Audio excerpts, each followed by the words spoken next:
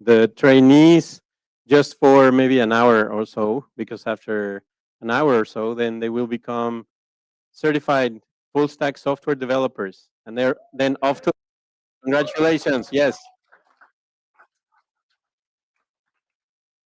So I want to make sure that all of you are here before we start. Some of your friends and family are here already. Very quick, very quick.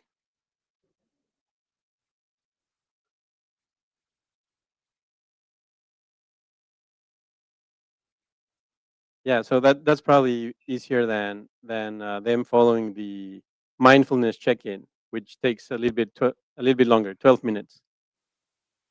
That was an important part of what they learned, right? Mindfulness check-in and breathing in a square, both very important. Breathing in a square, yeah. Okay, so this is going to be a crash course, but it's fairly simple. So you don't need to be inside a box or in a square.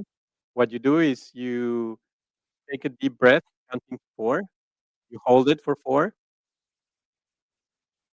Then you exhale in 4, and then you count to 4 again.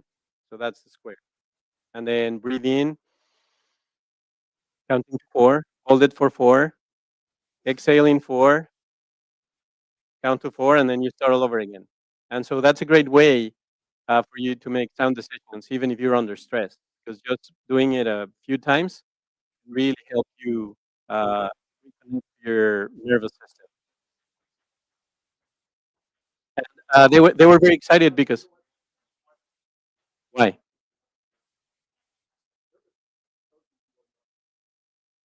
There you go. Well, no, what it does is it tells your sympathetic nervous system that you are no longer in fight or flight. Exactly. And so they were really excited because they were taught breathing in the square by an intern that worked with us this summer from the Spears Institute at SMU, paid for by Spears Institute. So thank you, SMU. And he's decided to stay on with us as a director of business development. He's a former policeman at Fort Worth, and then he worked for an intelligence agency. And so they thought they would be learning how to waterboard. And we're like, no, no, no, no, no, no, no, no, no waterboarding. Breathing in a square. Sorry, but I get to tell it today. I'll give you the credit, Elisa. Okay, so let's go ahead and get started because we have a busy afternoon. Thank you very much for being here. Welcome, bienvenidos. Of course, you are the VIPs because you are the ones that, as I said, put in the hard work, dedication. We're very proud of you. This is a very joyful moment for us at Cosmos Arts and Tech and our training partner, 4Geeks. Everything starts with a dream, and we really started with a big dream, and we pursued the dream together by going after funding from the Texas Workforce Commission. We were very fortunate to land the Lone Star Workforce of the Future grant, and as we've probably tirelessly repeated to you, is you are trailblazers because we're very committed to you being successful. The more successful you are, and also the more successful we will be in getting additional funding, not only from the Texas Workforce Commission, but from Clark University, who is a great partner as well, and others, so we can use your experience, the experience that we've gained together, to have a multiplier effect and be able to reach millions of individuals that are very, very highly skilled like you and just need a little bit of reskilling and, of course, a lot of mindfulness, mindset. Yes, that's key. A lot of mindfulness to have the 21st century skills to be successful not only in training, but in workforce and in life. And that's really what we're after. So thank you for all of you, families and friends of the soon-to-be graduates. Congratulations. This is a huge moment for them, for you, for all of us. And I want to recognize a couple of VIP guests as well that we have today that will also give us some words. So we have Lynn McKee, the workforce czar for City of Dallas. Uh, Lynn Hoffman, director at the Workforce Solutions of Greater Dallas, and Brandon Morton, our director for economic development, City of Richardson, and the IQHQ. Okay, and I'll let him explain the acronym because I'm going to screw it up. So he'll explain the acronym. Thank you very much for being here. Uh, we couldn't have done it without your support, with the support of a lot of other people, and quite frankly, angels that have helped us along the way. So let's go ahead and get started because the most important thing is again you. And uh, I'm going to give the microphone to Lynn because she has some other events. So she leave. She's not going to be able to see all of your pitches, but the important thing is for those of us that stay, we'll see the pitches that they are going to do, presenting their final projects, and they've already practiced. You know, they've rehearsed, they've done a good job. So you're in for it if you're able to stay. Thank you very much for being here. Also, very important. Big thank you to and a man Vida Hamda because they've also been partners from when Switch was an idea. So thank you very much. They're not here, but they will be here later. Uh, Lynn, I'll hand you the microphone. Thank you. Well, thank you so much. And say congratulations to all of you. When I met Carlos about 3 years ago, maybe it was a little bit more than that, and he started telling me about his work with Cosmos, what he was planning, what he was going to do. And in this role, and a lot of roles, we always hear about amazing ideas. You think, is that going to work? Is that going to go? Is he going to be able to do it? And this is proof that his passion and his vision, and then along with Chad, who came along about a year to work, that together what they've been able to do is really galvanize a room full of talent, people that are going to go out and have amazing careers and amazing jobs and really contribute to our economy, our economic growth. And so I'm really proud of Carlos and Chad, and we should give them applause because this was an idea when I met him. And what has happened here is amazing. And so he has persisted. He is a wonderful leader. So I want to say, this is your day. Congratulations. I'm going to sit for as many people as I can because this it just inspires me. So congratulations to all of you. Thank you, Lynn. Thank you for your kind words. Truly, truly appreciate it. Okay, so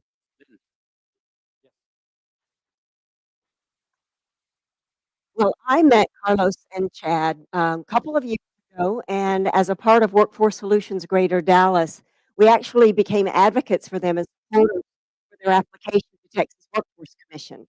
So I kind of looked back a little bit and thought, wow, same thing that Lynn said, this vision has now become a reality. And I'm Lynn Hoffman, Workforce Solutions Greater Dallas. We are very proud of you. We really are looking forward to seeing what you can accomplish. You know, you're the first. I love it that you said you're like the pioneers. You're at the very beginning, you're the trailblazers. So the 16 of you that are graduating, we're proud of you. We want to work with you also as you start to connect with the employers throughout Dallas County, throughout the region, and let's show them what you got. So great job. We're proud of thank you, Lynn. Greatly, greatly appreciated. Brandon, and we're live on YouTube on the 4 Geeks channel. Okay, so they're really applied geeks. So if you wouldn't mind standing. Thank you, Carlos. First, I just wanted to ask everybody to clap once. If you can hear me, and clap twice for yourselves. And congratulations. All right. Okay. Because it's really about all of y'all. And, I don't know any of you, but I know Carlos and I know Jeff. So I just wanted to say congratulations and the jobs that you get, skills that you've learned. Um, my name's Brandon. I'm with the City of Richardson Economic Development Department. The IQHQ stands for Innovation Quarter Headquarters. It is a 1,200-acre innovation zone or district in the City of Richardson. It's been around a long time. and we've got 20,000 employees in that area. A lot of tech workers, a lot of companies that might be looking for people like you to hire. Um, Unfortunately, HEXA is just on the border on the outside of the IQHQ, but I think the culture is here. There's a lot of innovation that happens here, so hopefully you all have been able to experience that during your time here and completing your courses. Um, I guess I'll say I grew up in Richardson. I got my degrees in biology and chemistry, and then sort of wound up in economic development. There was a lot of things between, but I think there's a lot to say for getting into coding, software developing, AI, quantum computing is on the horizon. So my word for the future, I guess, is don't stop here. Commit to lifelong learning, and this is just your next milestone in your journey. Congratulations, everybody. Thank you, Brandon. Greatly appreciate it. I think we need to do some, some redistricting, and then get Hexa as to be part of the IQH. Shouldn't be that hard. Okay, so now we're going to go to the main event of our program, which is the final projects. You guys ready? Are you ready? Okay, you're ready. So we're going to have 4 teams present because, of course, collaboration and teamwork is a very basic skill and much needed. So we have 16 trainees, and then they divided into groups. So we're going to have 4 groups presenting. The very first one is on scene.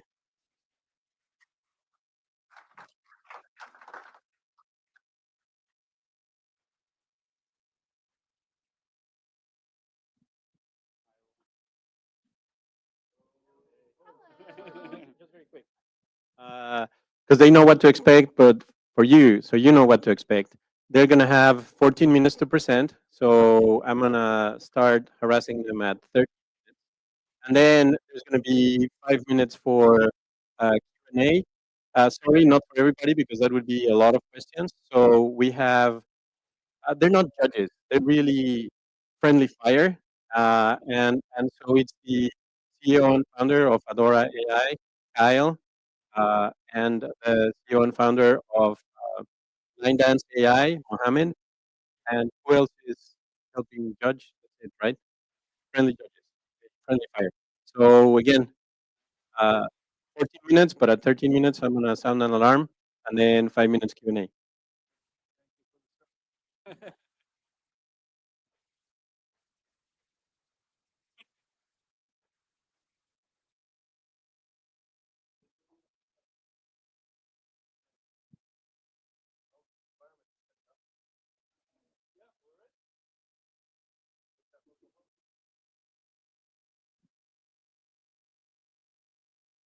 All right, everyone. Thank you for coming. We are Team The Unseen. Our name will make sense by the end of this presentation.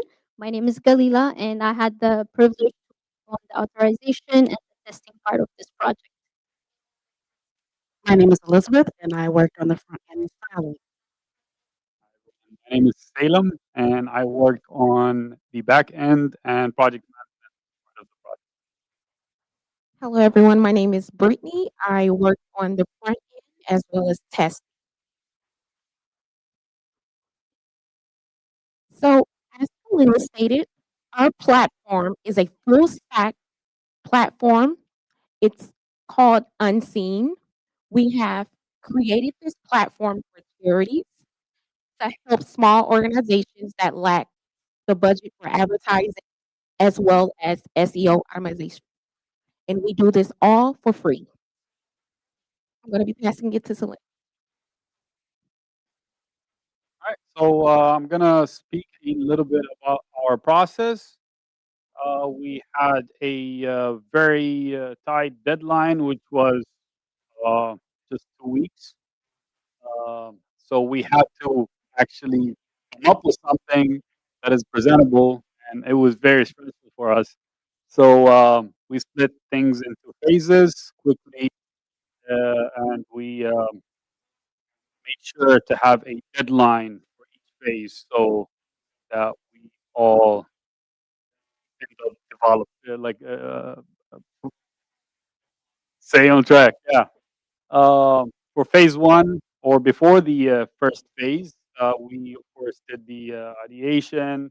Uh, and we got together, uh, thought about our platform and what we can have on the platform so that it makes sense as a website. The first phase was the foundation.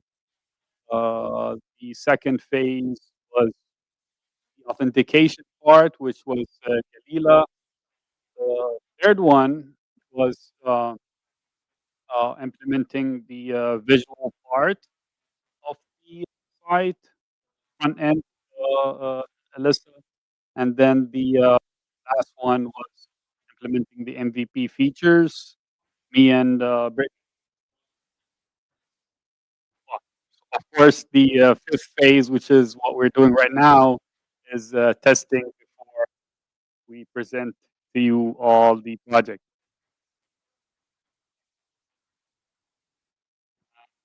Start with the demo. All right, we'll show you our beautiful website.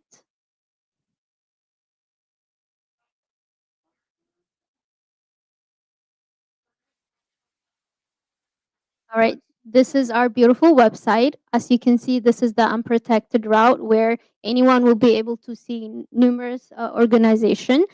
And if someone decides to create an account so they can access the protected route, we implemented a sign up and a sign in page. And this form was built using Bootstrap, and any input that a user put will be validated before it's sent back to the backend.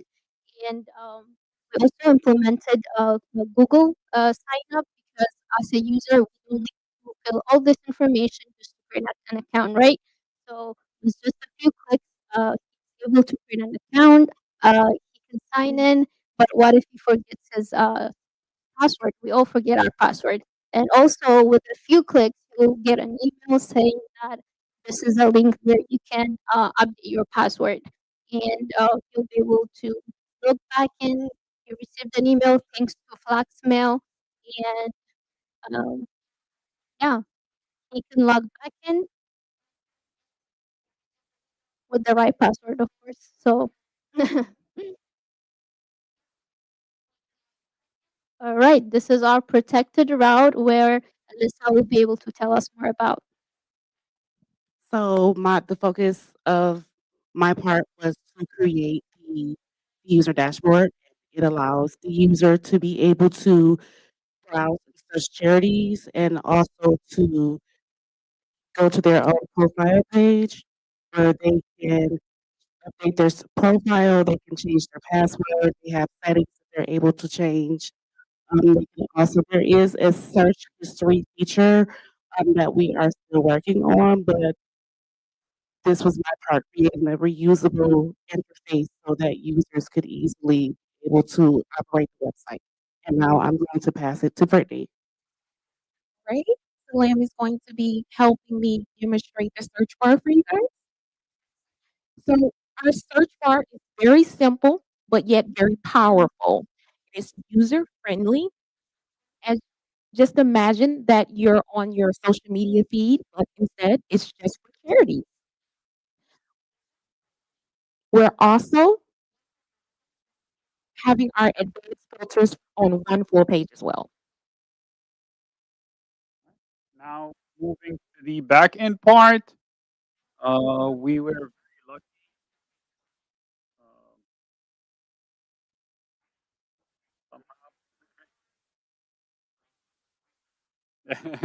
We were very lucky that our boot camp taught us about very smart frameworks. One of them was Flask. Flask is very simple, but extremely powerful framework that is really packed with a lot of features. Um, we're using in the back end a Flask admin uh, framework, which adds a lot of functionality for the actual unseen charity admins. In the back end, the admins are able to audit users, see the latest organizations that submitted to work with us, and they're able to accept or reject the new listings that subscribed with us, therefore allowing the organizations to have a verified sign, for instance. Now going back. So what were our challenges? As mentioned earlier before, we had a time constraint challenge. We had to make sure that we created a full stack web development program for you guys, for us to be able to present to you guys today. So we had to make sure that we listed MVPs. We had to make sure that we created tasks where we were able to meet milestone deadlines. And in order to meet those deadlines, we had to sometimes work extra hours so that we could meet each deadline. Sorry. Another challenge that we faced was we needed to design a system that where we could possibly list millions of users. So how we did that was we chose the React framework and we used that library to create reusable components, and that allowed us to be able to create a single component for users to be able to submit. To be able to submit a form that React would display dynamically. And then finally, well, not finally, this is not the final challenge, but another challenge that we faced was implementing Google authorization. So we needed to make sure that we could successfully implement that. So how we did that was we read the documentation, and although this is not always easy, we were able to get that, and you saw that it was successful in us being able to implement that so that you could use that for your login. So now I'm going to pass it to Leela, who's going to discuss our future features. Thank you, Alyssa. So in the future, we plan on working on this again. We would like to optimize our site so that like organization can get like visible on Google. So we'll be implementing Google crawling. So every time a user interacts with Google, this small organization will be the first one to pop up. And the next one will be gamified. So we don't want users to just donate once and then forget about it. We want to reward users. They will get points and they will get like badges on their profile so that this good work continues. And the third one is geofencing. Based on their location, we will send notification. So, for example, all of you are here today. Any organization that are near here, you will get notification saying would like to donate this organization here nearby. And we can do this with we can gamify this by if you donate or an organization that is outside of your location, then you get extra points. So people are still motivated to donate. And for today, thank you for being here and thank you for the opportunity. And we'll open for any questions.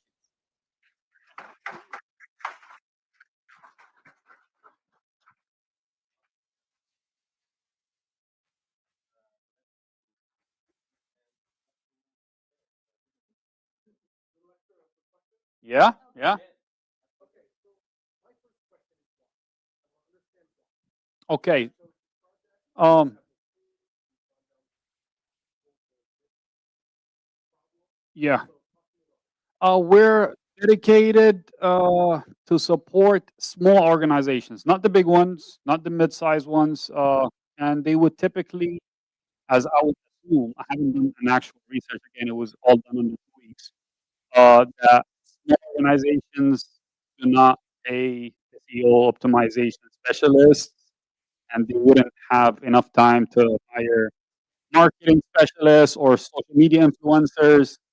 So this charity directory, uh, kind of like not only a yellow pages book, but also a platform that uses the best features in the market to optimize charities listings to be on the top pages of Google, and also because we're doing that and it's credible, the whenever a lot of customers are asking AI questions related to like social causes, our site should, in theory, be available there. Yeah.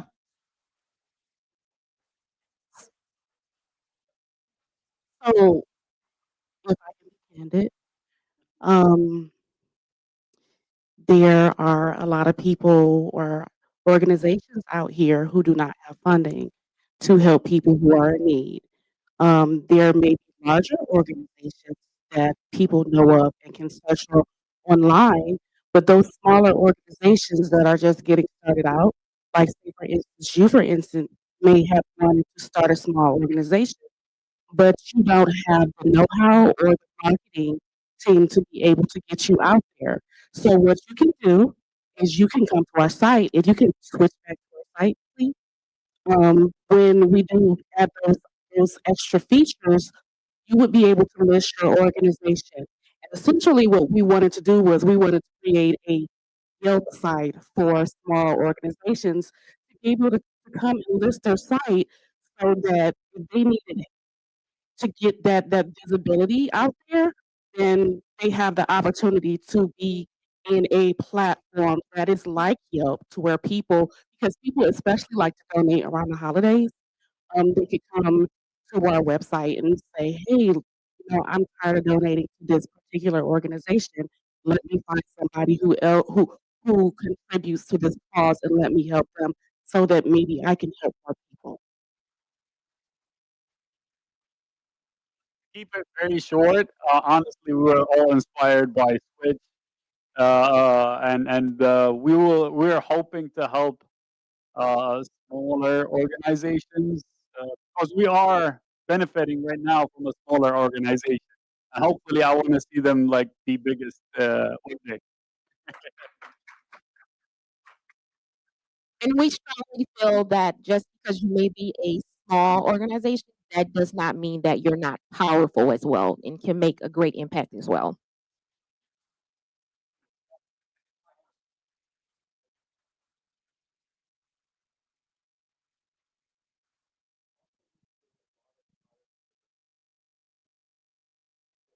Yeah, it helped. It helped. It made us work for hours nonstop until we got it done.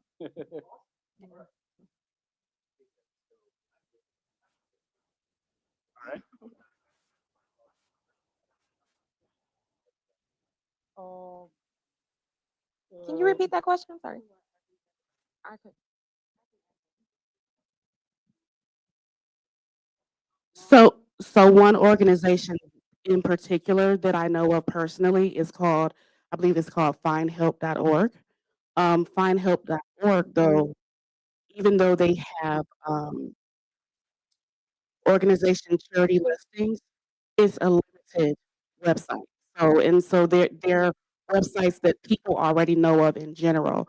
So if you have to go through the system, you get a list of resources from maybe the State Department or from maybe the shelter or charity that you're working with, but you don't always know that there are other companies or other nonprofit organizations that can help you. Just speaking off of personal experience, there may be a program that you don't know of because maybe it's just starting, or maybe because it's not well known yet. It may have had some type of establishment, but it's not really out there because they don't have a marketing team. So completely lost my train of thought. I'm so sorry. Um, how different we are. Ooh, Yeah. I'm Can so I sorry. interject here for a second? Very, very good question. Um, Unfortunately, we have to stick to time. So why don't the time that they had extra by doing a great job on the presentation, can we get another question that is more focused at them showing their like technical prowess, please?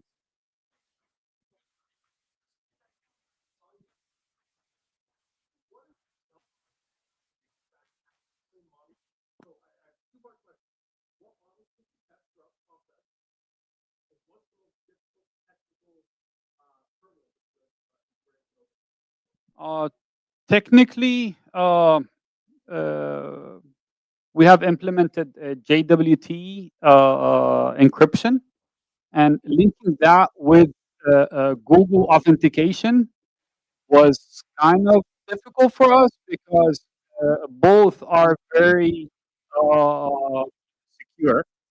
Yeah. So when we implemented both together, what ended up happening was that it was extremely secure to the point where no one was able to log in or log out, or so that's why we were like, okay, maybe we need a reset password there, you know. So that was very difficult. Yeah, it was kicking us out. No one.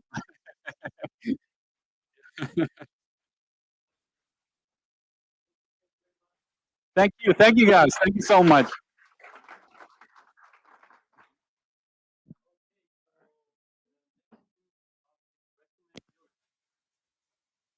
Thank you. Resume builder. Resume builder, you're off to the races.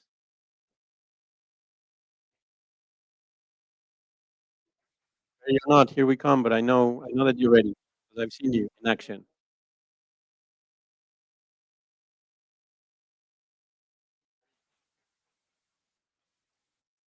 Hey, folks, seen, unseen? 1 week from today is North Texas Giving Day, Communities Foundation of Texas. I just left there. So if you want an introduction, let me know. Thank you. Thank you very much, Lynn. That's greatly appreciated. And if you want to donate to a worthy cause on North Texas Giving Day, then there's multiple out there, but you can follow the QR code that you find here at the reception, and you can definitely donate to Twitch, and then we can put some of your hard-earned dollars with a great return on investment because we still have funding from the Texas Workforce Commission that we can tap into. Thank you, Lynn.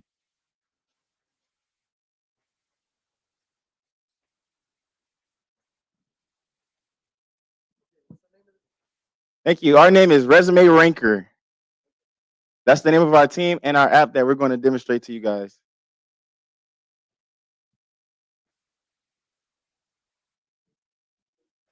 It's all good.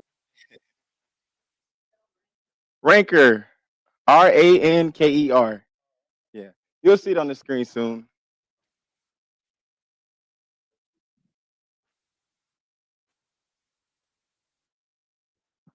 All right. Good evening, everybody. All right. So here we have Resume Ranker, and I'm assuming everybody in here has had a job before, correct? But think about how hard it was to get that job. How many applications you had to fill out? Imagine you're applying for your dream job, but your resume gets lost in a pile of hundreds. What if there's a way to see how your resume stacks up before you even apply? Get it stack up, stack up. Uh, this is the problem we're having across the world, not just in America, but we have 400 plus resumes per job posting.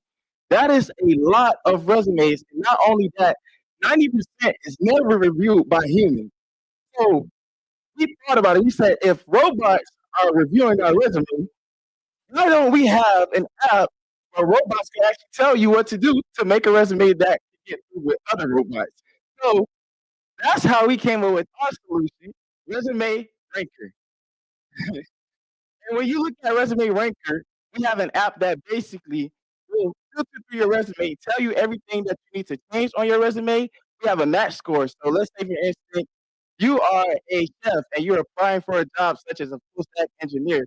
We'll tell you everything that you need to do to change in order to, have your resume look more presentable to the job that you're going for. Add in those skills that you actually need to work on. So we have smart suggestions and a bulk analysis feature that we'll get to later. But something like this, Resume Ranker, this is not an app that you can build by yourself. I watched The Lion King a few months ago, and one of the things I remember they said was, if you want to go fast, go alone. But if you want to go far, go together. And these are the people that we went together with. This is the team. I'm Tyrone, the front end developer. I work with React using the um, library to create a more intuitive experience for users. Make sure that AI is clean. And this is the team right here. I'm gonna pass it to Keith. I work with infrastructure lead, WebSockets. I also integrated the front end and the back end to make sure that everything runs seamlessly.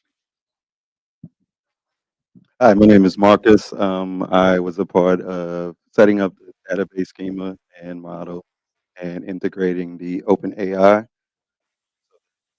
It can do matching algorithm that analyzes the job resumes. Hi, my name is Jaime, and I was a part of the backend development team. I mainly focused on the web scraper, which we would use to parse the data from any user entered link and use it to compare. And I'm also the one that's using the open API client, so I'm the one getting charged whenever we do. Yeah, whenever we make the request. Yeah. So as far as the technology stack goes, we decided to go with React 18, which is the version we used for the front end, SQL Alchemy for the the ORM. And we decided to go with Flask just because of the time constraint we have. It was it's lightweight and pretty easy to implement. And then of course we used OpenAI for the API integration, which we'll eventually use later in the demo. So the architecture, of course, we split it from, as it's mentioned there, the user input, the AI help, the match analysis, and the results. But mainly, it was kind of focused on trying to make it scalable. So if you look at the code and later you can see it's a little separated, so it's easier to read. You know, make it more advanced in the future. It's quick and secure for the database, and I believe we implemented it as best we could.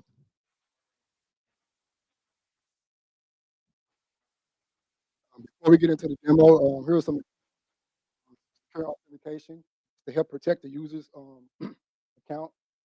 We also have job analytics, describes everything that you need and, and identifies and requires and requirements. We have real-time updates, suggestion feedbacks. We have smart uploads that uploads resumes to make sure everything documented. We also have bulk comparison. And all these features is what you're getting ready to see right now with Resume Ranker. So let's get our Resume Ranker app pulled up so that we can get everybody in here jobs. And if you have a job, we'll get you another one.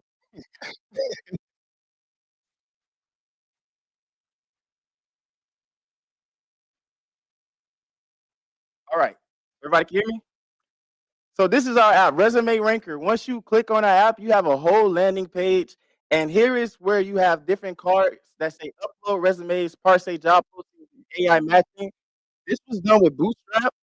And once you see right here is if you click get started, you can't get started without signing up. No matter where you click on this page, you have to get started and sign up. So that's what we're gonna do right now. So let's sign up with an email. Resume ranker 123 at gmail.com. That's very easy. We're gonna make the password easy too. 12345 6. Now we don't suggest this for our users, but we're gonna use this for the sake of the example.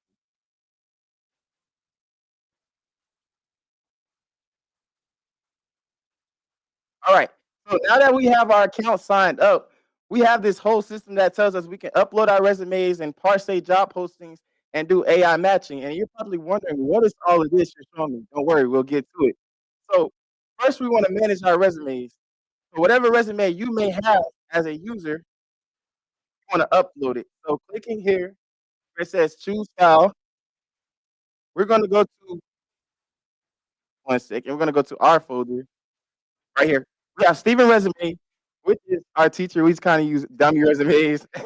uh, he taught us these 10 weeks, so we're going to upload a resume for him. We have one for a full stack resume, and then we're going to upload another one as if our teacher Stephen was a chef. So we have two resumes here, one for a chef and one for a full stack engineer or developer. Now we're going to parse a job posting. What is parsing a job posting? Basically, we're going to pull information from LinkedIn, where everybody looks for their jobs for Indeed, and we're going to copy this link. And all of this is using OpenAI, by the way. We're going to paste our link right here, and we're going to parse the job posting. Once we do that, we have a whole list of details telling you the job description. So it's pulling the information from LinkedIn to our app, which is Resume Ranker. do that, we can also go and compare. So we can do the chef resume and we can compare it with, let's see,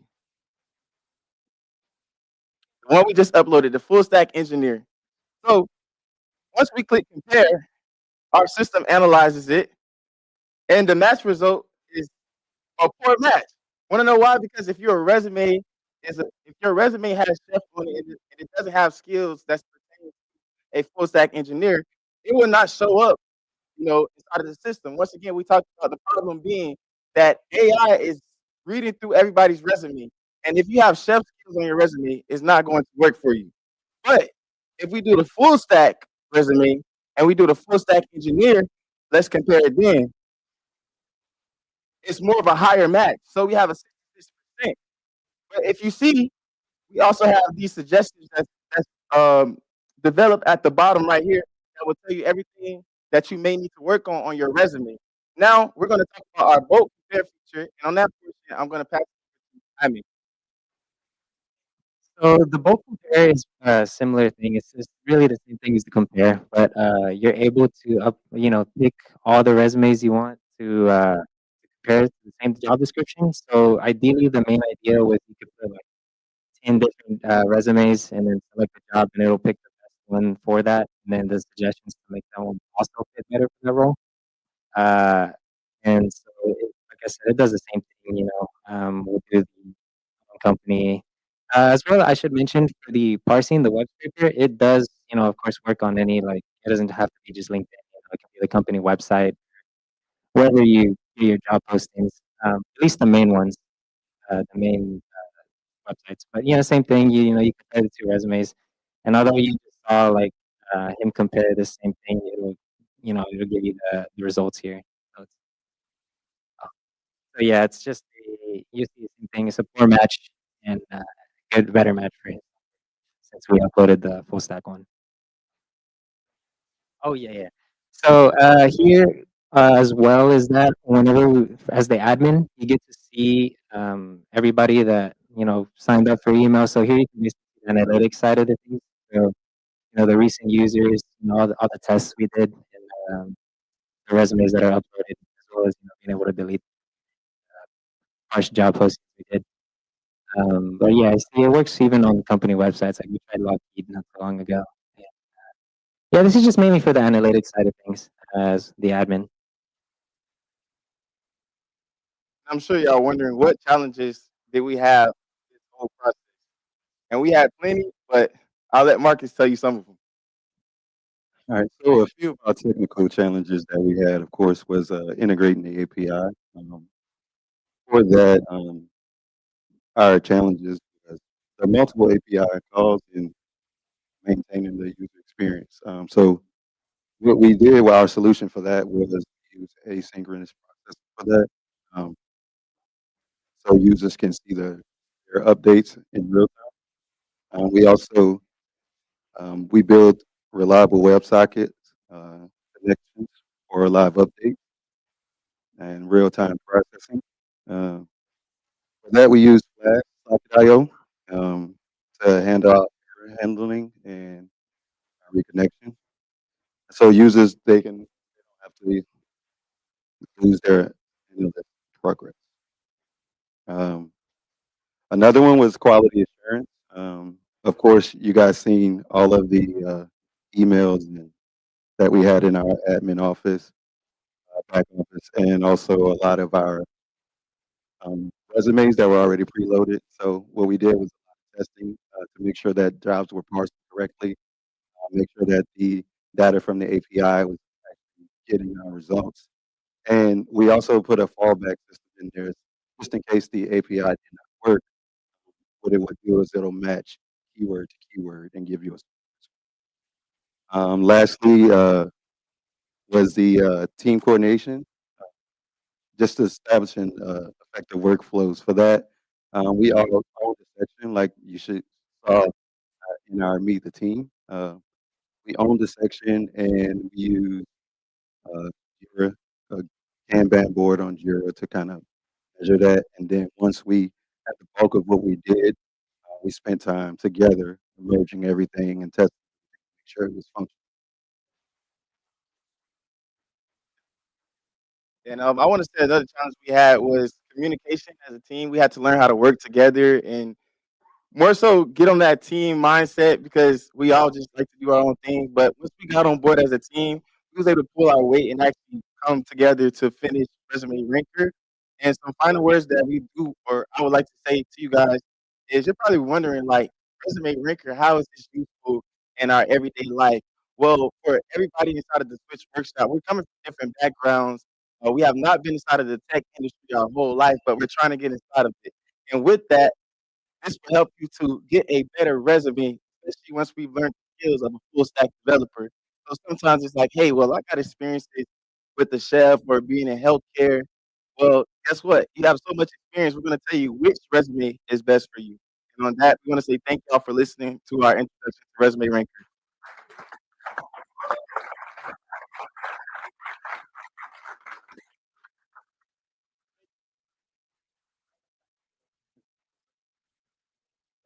Any questions?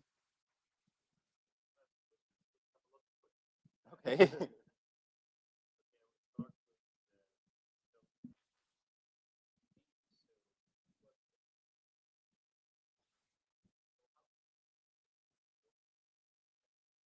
The back end. So that required a lot of communication with us between me, Jaime, and Marcus.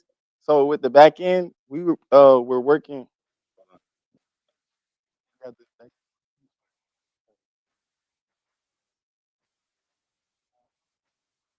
Okay, okay. Okay. Yeah. So all right. So basically, with the back end, what was the question again?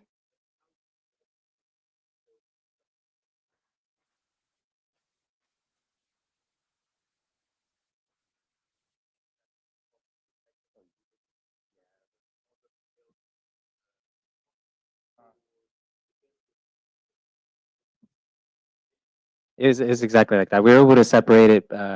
That's why I was kind of going towards where we're going towards more like the scalable design. So everything is separate, and it even without the back end, it should still work to a pretty good extent with the backup algorithm of just the keyword matching, even without the connections. But just getting the right API routings and everything, it was real important in the communication, especially since we're at different experience levels.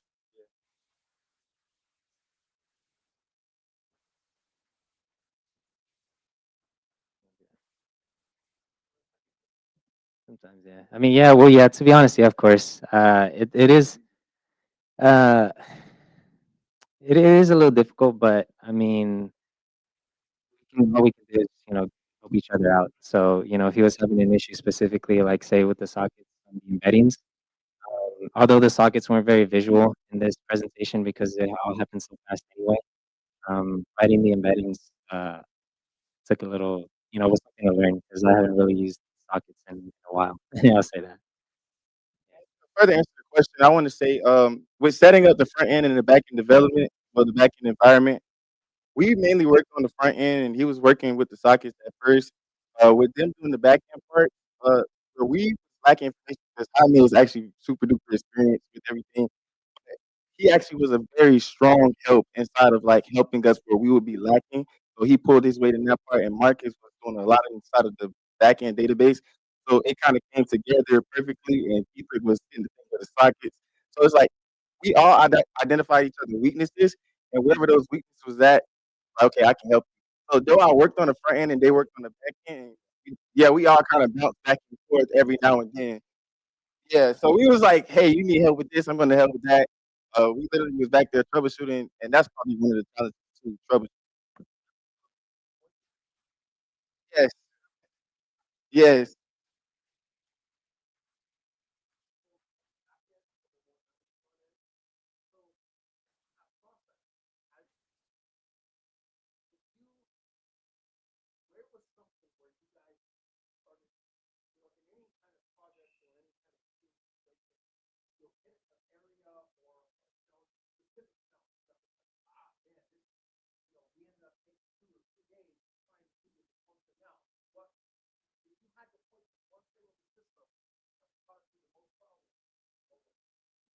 Honestly, I'm kind of gonna go with the. I mean, although the documentation was pretty simple, the honestly, like, integrating that key was actually a lot more annoying than I thought. It's actually not, it just wasn't working for a good while. OpenAI key, yeah, even, like, the documentation's pretty good though, but for life of me, it was just wasn't working, and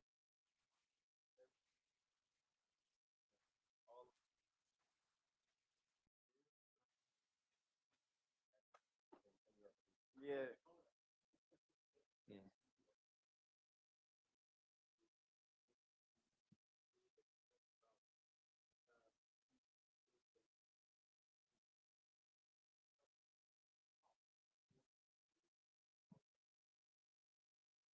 yeah, I mean, 'cause, luckily, during the times we did have some free time, so, like, well, not free time, but all of us can come together to try to figure it out, so when we're all each running our own, instance and, like, testing it ourselves, we can kinda compare what made it work for ours, theirs, 'cause the different even though we used, like, a V&V environment to make everything the same thing, for some reason, we would still have kind of different issues with, giving it a run even though we're using the same environment, so, but that did affect, you were saying earlier that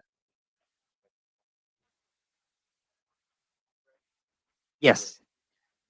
Yeah. Yeah, we were running our own branches, and that kind of presented, of course. Yeah, we had merge issues, but we quickly got it together and tried to work together to get those. Yes, yes, we had to do all that with the merging and everything. So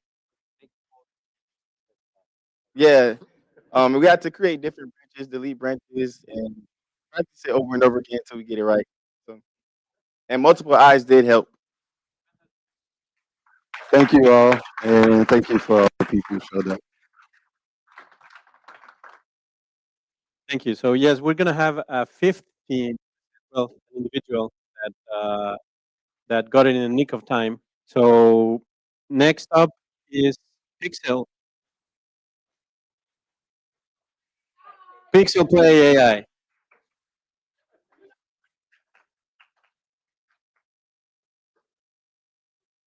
I need to do a better job with names. Sorry. We understand, language here.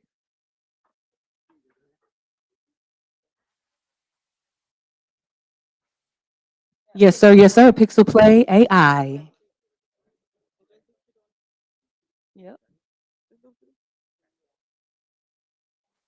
I'll get set up. I just thank everyone for being here.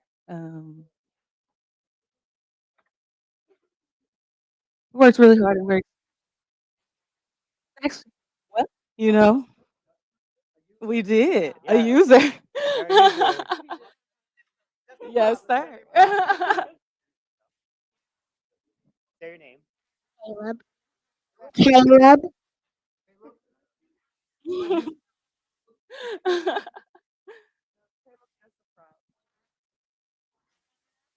Okay. Are y'all ready? Well, you know what? It's okay. We'll get you ready. I think I do too. Oh, we're not broadcasting.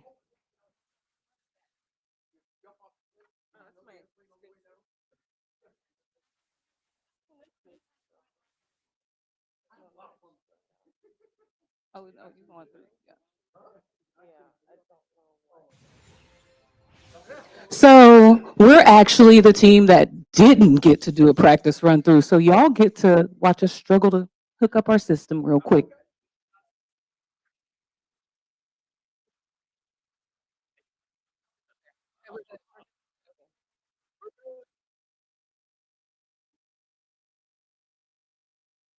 Okay, we're gonna try this again. I don't know. You tell me. Looks like it.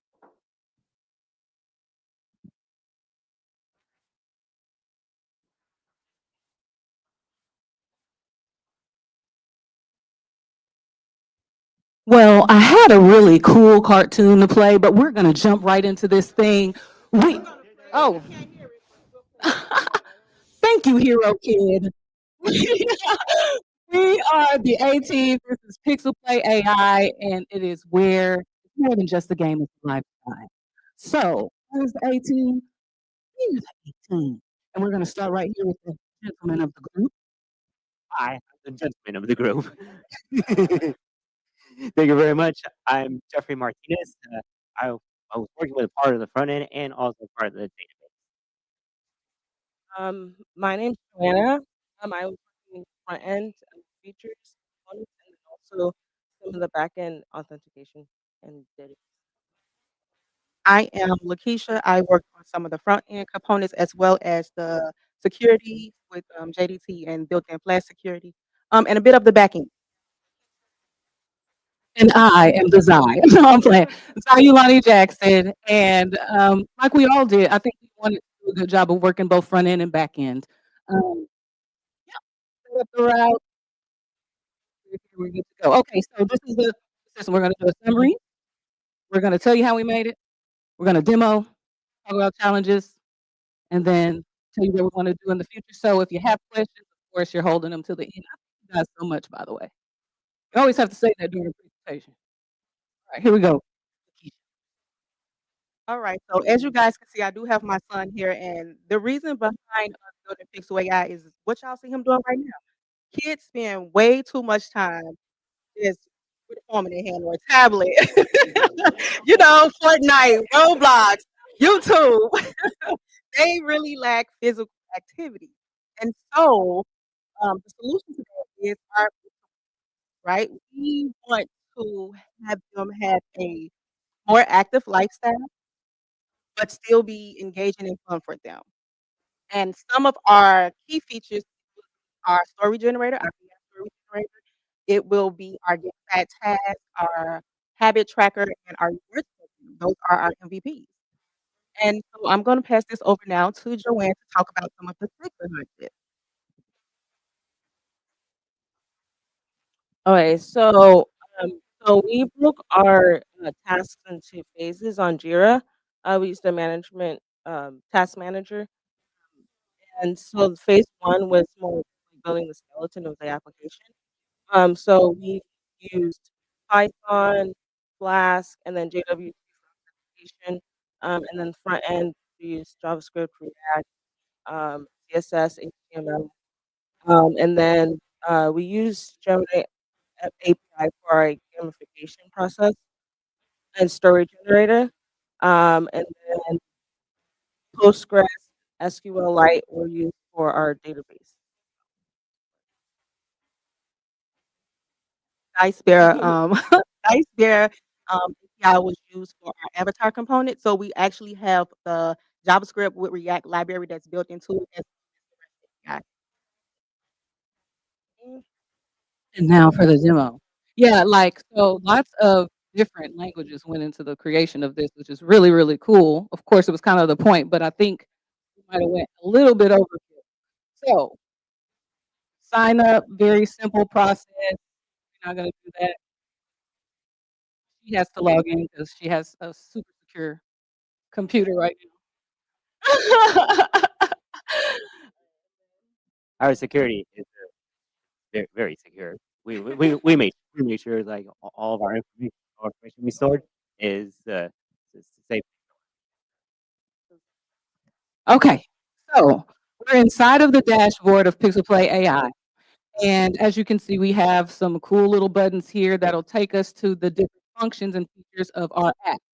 So, as we stated, we used the Gemini API to actually create a really cool customized story. So we really wanted to allow the kids to be the hero of their own story and while they get some physical fitness.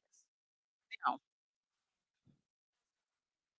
so essentially, they just get to put it in like a simple prompt. So, and adventurer. Well, I can't read my buttons. Okay, I'm gonna say a mermaid. I can see those. A mermaid looking for treasure. Mm,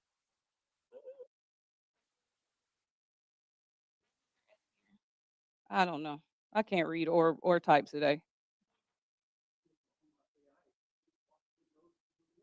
You know what I mean? Okay, so due to time constraints and the lack of horsepower behind our app here, I am going to demo you guys what the output actually looks like, which is a cartoon story. Now, do we not have sound, guys? Because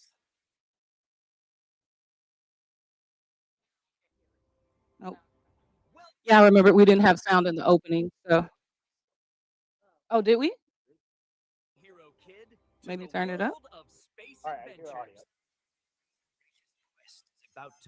Okay, that's as loud as it's gonna be. So I will describe what's happening. So we're starting an adventure. We're in Excalibur Space City. We gotta save the Excalibur Space City princess. So we need to power up. So what we're gonna do to power up, we're gonna do jumping jacks. Now you get to see Gemini's interpretation of jumping jacks is not jumping jacks. But there is an audible cue that describes the proper form of a jumping jack. So that's what that's supposed to be. Still not doing jumping jacks. But point of it is, I mean, I could finish, but y'all can't hear it. So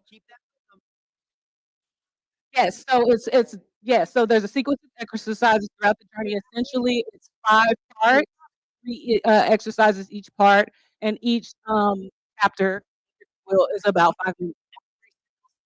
But as you can see, that's a lot to ask of Night API because Veil only makes 8-second clips at a time. So we have to write a script with a prompt that continuously loops through to create the scene. So yeah, it just doesn't think fast enough for us yet. So we're gonna move past that. Oh, go to the other features. So we have our avatar creator for the children here. So we can do hair, we can do clothes, we can do accessories, colors, different styles. We have our actual habit tracker. So these things are really cool because each task rewards points at the bottom. It's part of the gamification. So we have, did you make your bed today? Or did we brush our teeth? Let's start the timer. Which one of these is a healthy snack? Apple, right? So, oh, and it just, oh, that's a quiz. So we got to do 5 questions. Generate points at the top, and then 12 o'clock, the page resets for new tasks. So, yep. So every day they get a new clean slate of tasks. The goal is to complete all the tasks every single day. Right, and then the streak feature is really, really cool because that allows them more points to be able to utilize in the reward store, which is right here where they get cool little emoji themes and stuff like that they can add to their avatar. And also for these rewards, it can also help these kids help give more motivation for their lifestyle. Whenever they want to like work out or like do more with like a healthy lifestyle, they'll get more rewards. Absolutely, the more they do, the more points they score. And back to Jeffrey for the challenges. Hope we all enjoy our little cartoon of our hero guy attempting to jumping jacks or attempting to jumping jacks at all because it's just jumping in space. And some of our challenges that we have to face is collaboration, which is basically merging our ideas and our code together. Some of us we're working with either visual code, visual studio code, or the code space. Now we may have some trouble in the past, especially right now. What we did as a result, we use our pull request and we merge our ideas together. But some of us we did have conflicts, so an easy way is to like copy and paste the code from our branches to their branches. We had to do a lot of and time frame. We just had to create solutions to get our ideas to join together. So Yeah. Basically, finding workarounds when things aren't working. Personally, I could not code in CodeSpace, so I had to code in VS Code and then figure out a way to get it into CodeSpace because my CodeSpace did not come up. So that was the challenge, but we got it done, and I'm excited. Um, Another challenge again is just trying to integrate the AI. To your point, we were using Gemini and we couldn't fully get it integrated in because of the time constraints. So I think just that was a lot for us trying to build into it as well as building all of our components and not deleting the branches like right after. So we did all of our sessions together and then tried to do our. I think more important we know now to do one thing at a time to test it and then to try to hit first. Yeah, but other than that, I think we worked really well together. We did have Jira Kanban board where we assigned each of us tasks. Um, so that was the hardest part about it. Really just merging all of our code together. All right, one thing I'd like to also add is that one of the challenges that we haven't put in there yet, but I like to speak for us, is feeling like of confidence or imposter syndrome. All right, so how many have heard imposter syndrome? Okay, so we all get this feeling of imposter syndrome that we don't feel confident like ourselves. But through like these this 10 weeks of training, thanks to Eddie and Steven, hopefully he will show up. We all like showcase our talents, especially like leading to that one of that's leading to that one of that challenge learning curve. We all want to challenge ourselves as long as we don't overly complicate it ourselves or overdo it. But then we all have this one idea that will help us all, and we all learn it from Carlos. And that idea is having a growth mindset, or also in this case, a successful mindset. Yeah. So for the future, we would like to, of course, improve upon all of the features that we have in our app today. I think that I might have had a little opposite of the imposter syndrome. I might have been overly confident. I just didn't consider some things when I was considering some things. You know what I'm saying? Because it takes Bayo like a minute and a half to create 8 seconds. So to ask it to flip through over 160 different 8-second clips, we did not consider the time for that. So I'm gonna say I was the opposite. I was like, "Yeah, let's go. We can do this." And you know, had to play a tip for you. So, but all in all, future, we would definitely like to be able to have the tools to create, features, especially the AI generator for the kids to be able to utilize their avatar to be able to like be the hero of their own story repeatedly throughout their journey. And I will pass this to another teammate. Are we over time?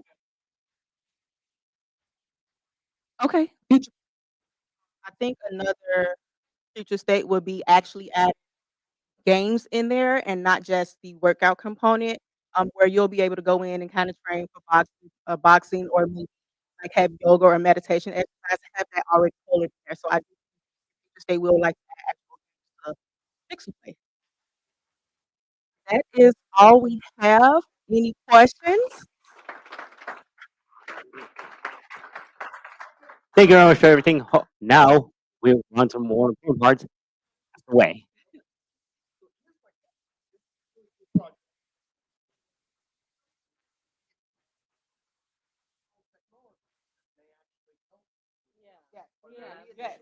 I know you guys felt like you had a lot of technology in there, but are there any additional technology you thought about that you would like to like? We tried to replace Gemini API. I think we've been talking about different open AI. I think that would be better for processing those long streams of you know stories. And then we were talking about, I mean, I know improving the task manager and incorporating the story into the task manager would be helpful. Did anyone have any? Also, we kind of had to kind of stick with the database that was in the template, but just doing like our own research, Mongo DB had a better database when it comes to more gamification, and so I think future study will like to look into that database as well. Okay. Computer vision.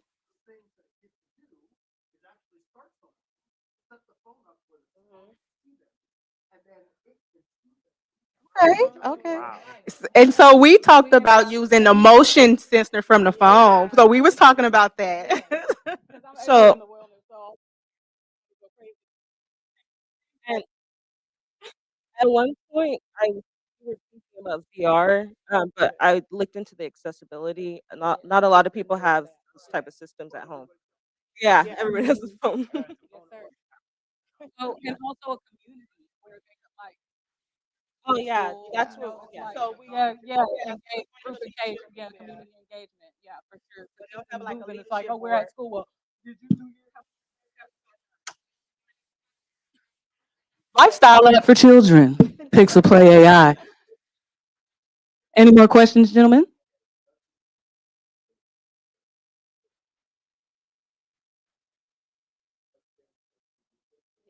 Absolutely. So, okay, yes. YES with the capital. It's actually meant to be a, I guess, team building tool, like, you know, between caregiver and child, you know, this gives them activity to do together. Hey, did we brush our teeth this morning? Whatever the task is, have you completed your task today? Come on, have we done our adventure story yet? Let's go on an adventure together. And ideally, the caregiver, parent, whomever, would work out with the child and be on this adventure with them. Habit tracker. It's a good way for parents to be involved in the process of like just helping with brushing teeth, making the bed, and then it'd be completion, um, measure completion through that too. Parent. So, the reward store right now is just tasked within, like, it's rewards within the app, like more customization for the avatar would be available. But ideally, we would want to partner with outside entities and businesses to encourage kids, because, like, you know, you can do it for a discount at Chick-fil-A or whatever. You know what I mean? So, right, V-Bucks, yeah, for Roblox. Gosh, you know what I mean? So really like, yeah, like really get other companies to put in and really be able to reward these children in real life.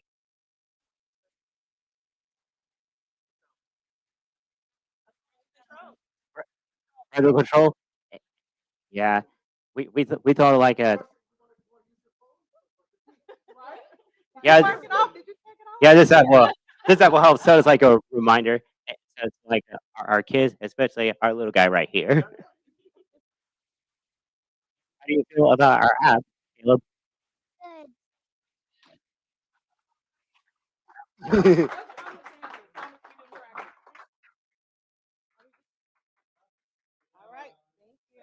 Thank you. Thank you very much. Thank you very much for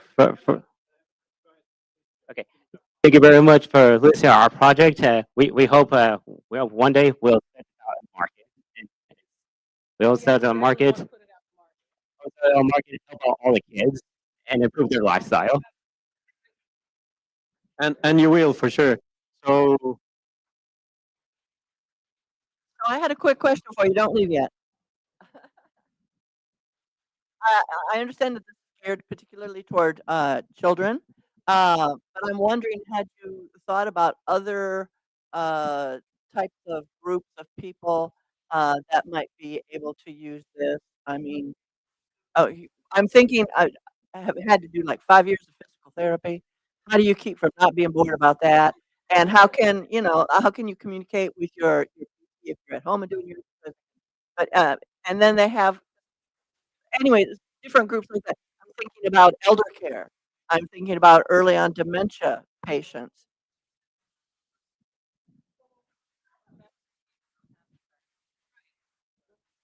So that's an interesting question, because initially when we were conceptualizing, okay, what are we going to build?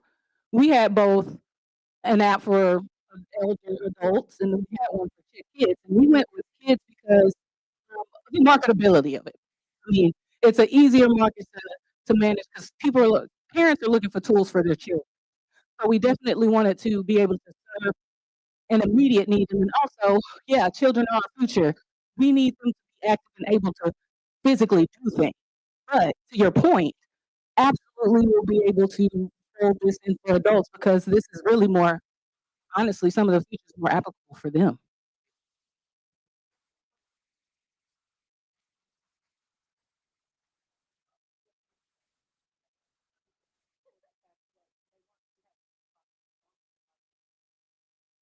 Yeah, yeah. Okay, yeah, like with our we decided like we want to put this like with kids first because let's face it, like kids they're still at an early stage of development and they're still learning and kids these days right now are smart. So we thought of like in the future we can expand it to like a broader demographic such as teenagers and also adults in case if they're lazy and in the future the elderly. Awesome. Thank you very much, guys. Great job. Great job. Okay, so to the audience, we need a leg stretcher. Do you want to just stand up? And we have two more projects to go. Okay. So don't go anywhere. Just in your. Uh, yes, that was easy because he was just doing like this. So yeah, Gemini style, absolutely. Okay, so next up is aftercare.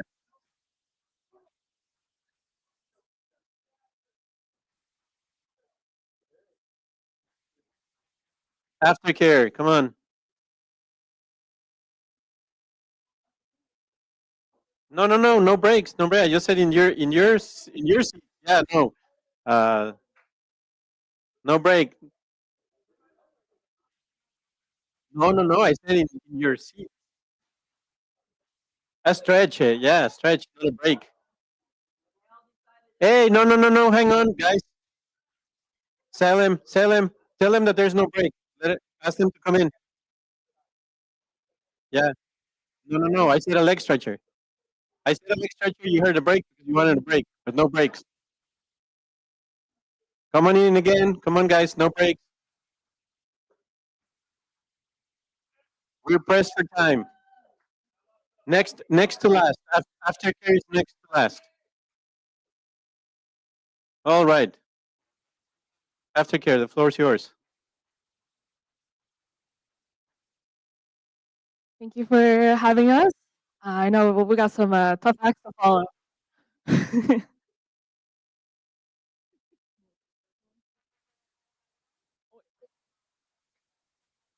So we're Team Aftercare. My name is Samantha. No problem.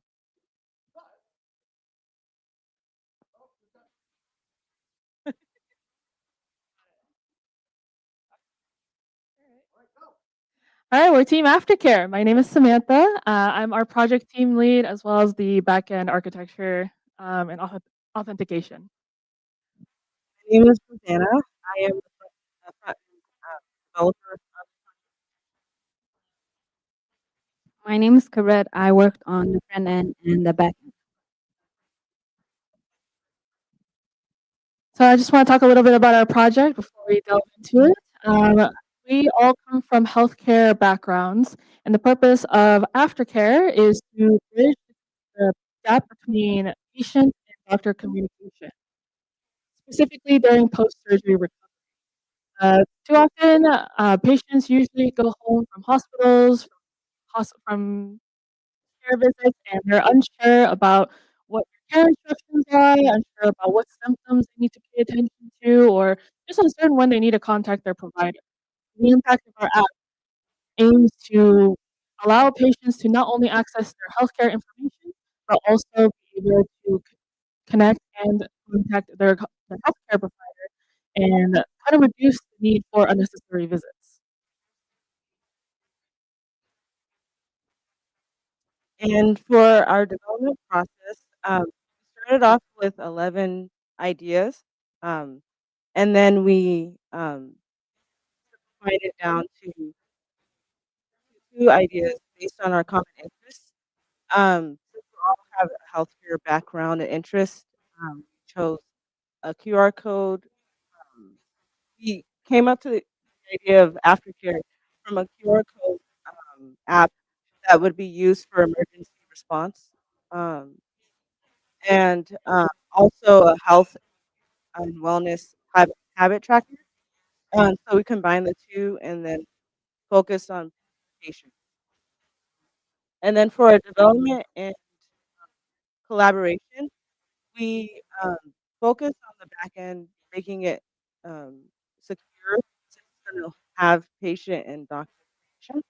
And then for the front end, we focused on having it have like a patient a friendly interface for doctors and patients to use, since patient portals and things like that aren't usually very user friendly or easy to navigate.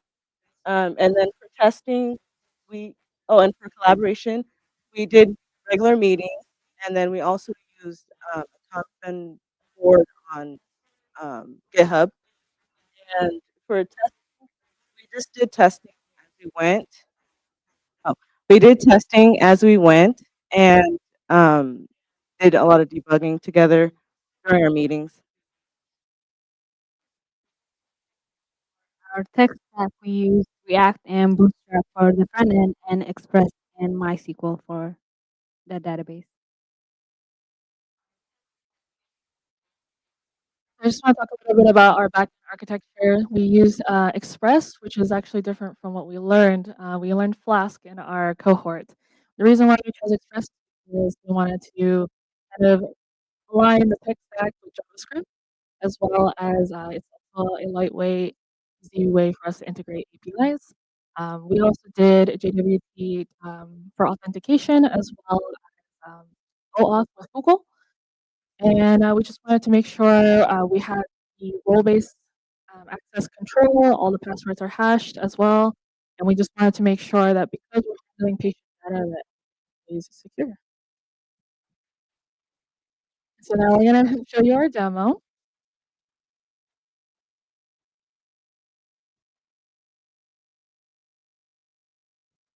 So here we have our normal login page as with any application.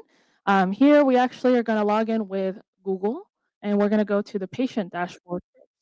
As you can see, you can sign up as either patient or here it takes you to immediately to our patient dashboard, where the goal is to be able to see your care plans, as well as a check-in survey, and as well as any appointments that you have scheduled through the application. So here, under the care plans, typically right on the left side right there, you'll be able to see the care instructions provided to you by your healthcare provider. And so we're actually going to do a daily survey, and this survey can only be done once per day. However, the amount of times you do it doesn't matter as long as you complete it. It'll update anything that might have happened during the day if you wanted to change. So here we're going to go ahead and fill it out.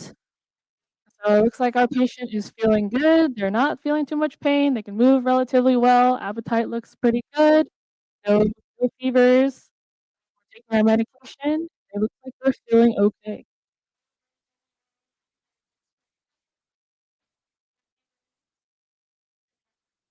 I'll go ahead and submit that, and we'll go ahead and see that later on the doctor's side, and then we're gonna go ahead and make an appointment. Here on this, we're just gonna go ahead and do a follow-up with our doctor tomorrow at 9 AM.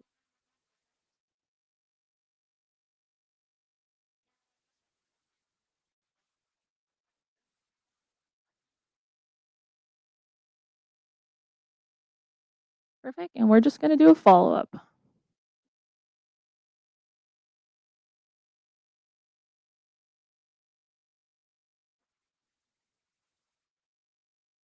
Great, and so now you can see that it had populated onto our patient dashboard. You can see the survey had been updated as well as the appointment. Obviously, the appointment can be changed, or you can make another appointment as you can see.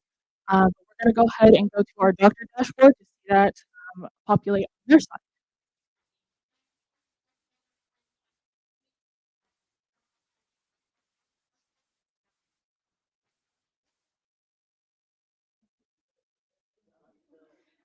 Uh, little did you know, one of our developers is a doctor. She is the doctor and her own patient. So here you can see that she is in fact her own patient, and she is currently in post-op recovery. And you can see that the survey had populated where she had taken a survey and had given some information to her doctor about where she's at. She's got a next appointment follow-up scheduled. As you can see on the doctor dashboard, it is very similar to the patient dashboard because we wanted it to be pretty friendly and all across the board. In the patient list, we can see the amount of patient that Miss Dr. Cabret has. As you can see, she's got several patients in recovery. And here on the assigned care plan, that is where you can write the instructions or your healthcare provider can give you an instruction that will populate on the patient dashboard. However, this concludes our demo, but hopefully this gives just like an idea of what it is we were trying to go for.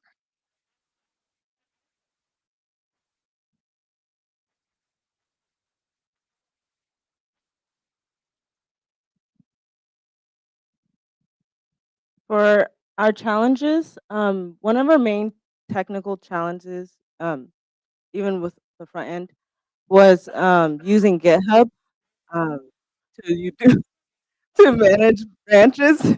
It was a nightmare.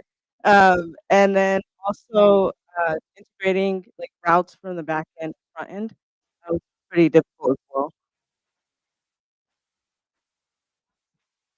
Our learning curve was transitioning from Flask to Express. That was a challenge learning Express and trying to integrate it in our application. Just, I personally feel like we grew a lot, not only as developers, but to work people who can work as a team. We have faced a lot of challenges in terms of trying to figure out communication strategies, also learning Express while developing our backend. But overall, I feel like this experience was a really great way for us to not only collaborate, but really test our limits here.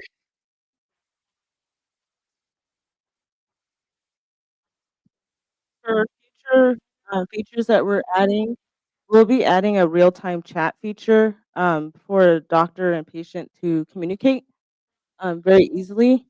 And then also, we're going to add telehealth to our appointment scheduling feature so that patients can have virtual healthcare appointments with their doctor.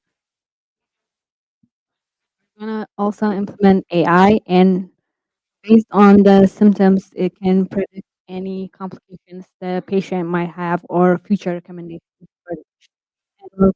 And we're also gonna implement an emergency QR code so that the information about the patient or any personal information that the patient inputs in our app, it generates an QR code. So any emergency personnel would have scan that emergency QR code and have that personal information about that specific user without having to ask any type.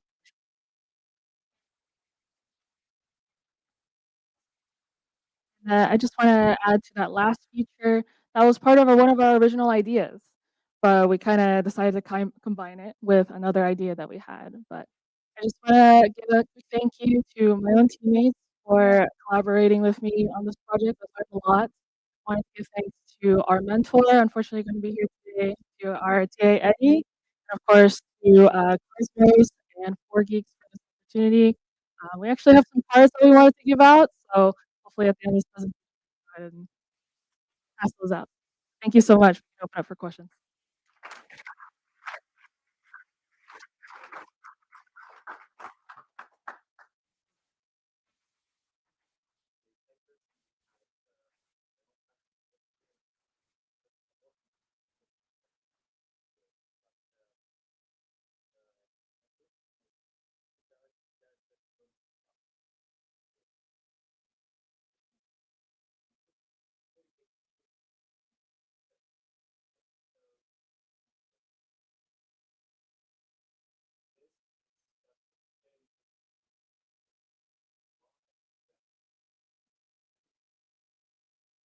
So I think when we were deciding between Express and Flask, I think the majority of us felt a little bit more confident using JavaScript, even though we did spend a little bit of time using Flask. So really, the challenge was it was just a challenge for us essentially.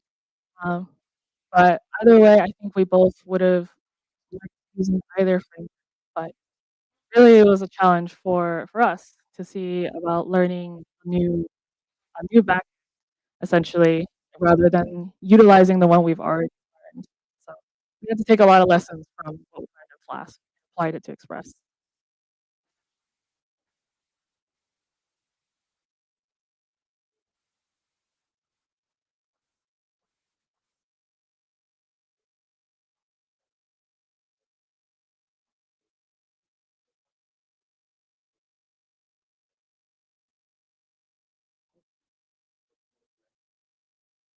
Yes, that's correct. All right. So in this type of situation, did you guys consider looking at what are some of the things that as you went through the process, you said you had 11 different ideas, right? Yes. Did I hear that correctly? Yes. Okay, that's always a challenge. Bringing it down. Okay. So throughout that process, okay, how do you guys feel like process getting down to what it's going to be? How do you feel like you guys work together? So we started like going through the list. We spent maybe like a week uh, before we had the 2 week. Yeah, we- accumulating ideas, and then whenever the week came for us to start choosing, we just sat down together and started listing out things that we didn't like. And then as we're talking, we noticed that we all wanted to do more like a meaningful app.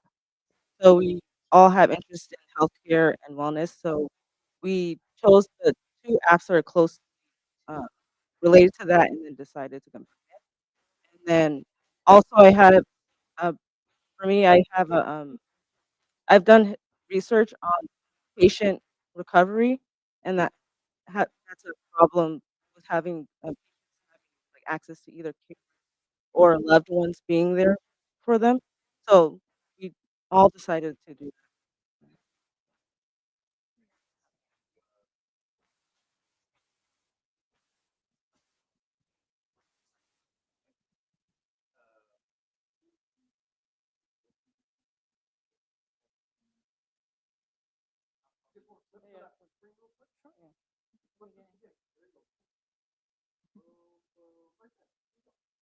And so I worked on the back end and as well as the authentication. I worked on the front end.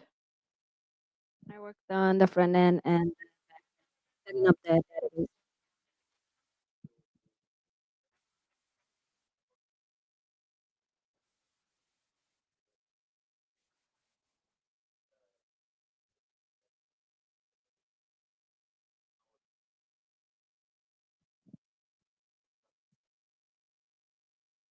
So we focused on web-based tokens to kind of facilitate who with patient and doctor.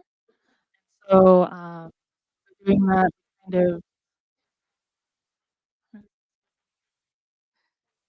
I have a hard time explaining it.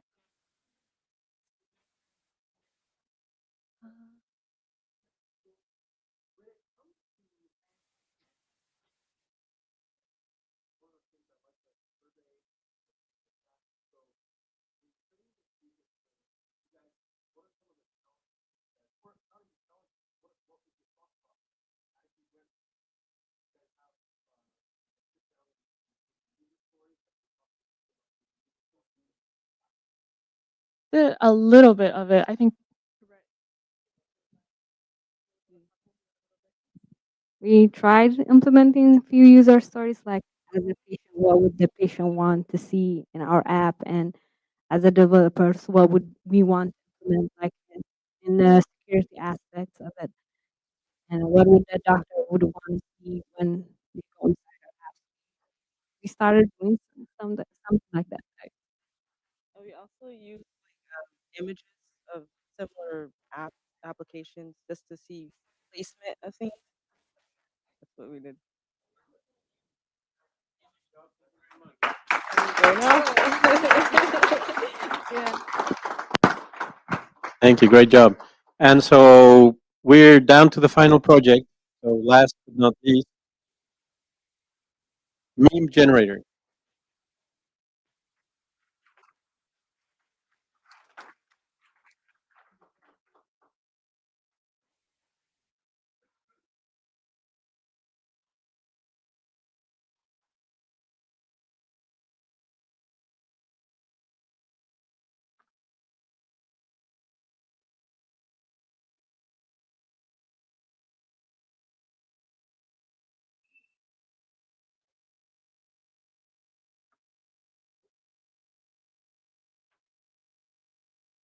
Thank you, Kyle.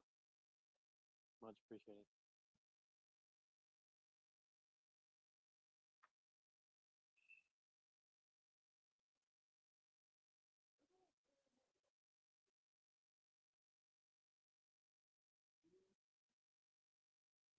And while they set up, I want to remind you that we have the opening of an art exhibit immediately after we finish with the granting of the certificates.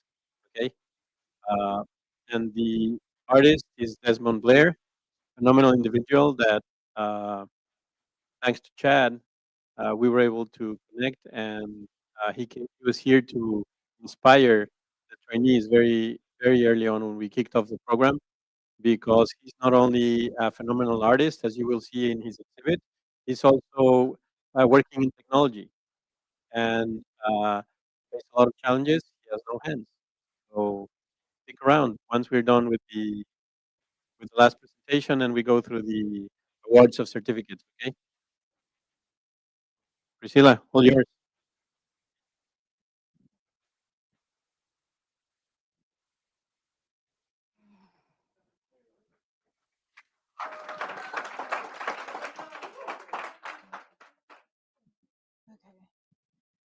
Good evening, everyone.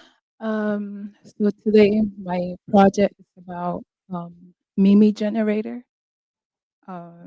So in doing this, I browse and create memes using IMG Flip API. So this is what I'll be talking about today. So I'm gonna give a brief summary of my project, the team, me, um, the process of making it. I use React, which is like web to set up your project. And then this is my repository, my Git repository, and then the challenges I faced. And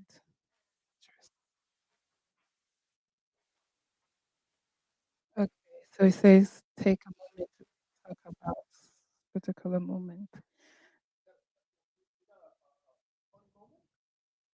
Um, I wouldn't say funny moment, but I guess I would say I have some learning experience that I learned, which was during the first week class, um, when financial advisor coming to talk to us about finances and salary and all that.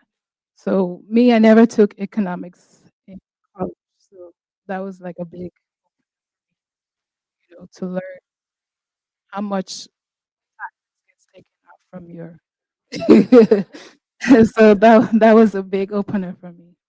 Um, so yeah, I was happy to learn about that. Um, Another moment I would say is, meeting new people. Um, okay. So today, the goal of my project, Mimi Generator,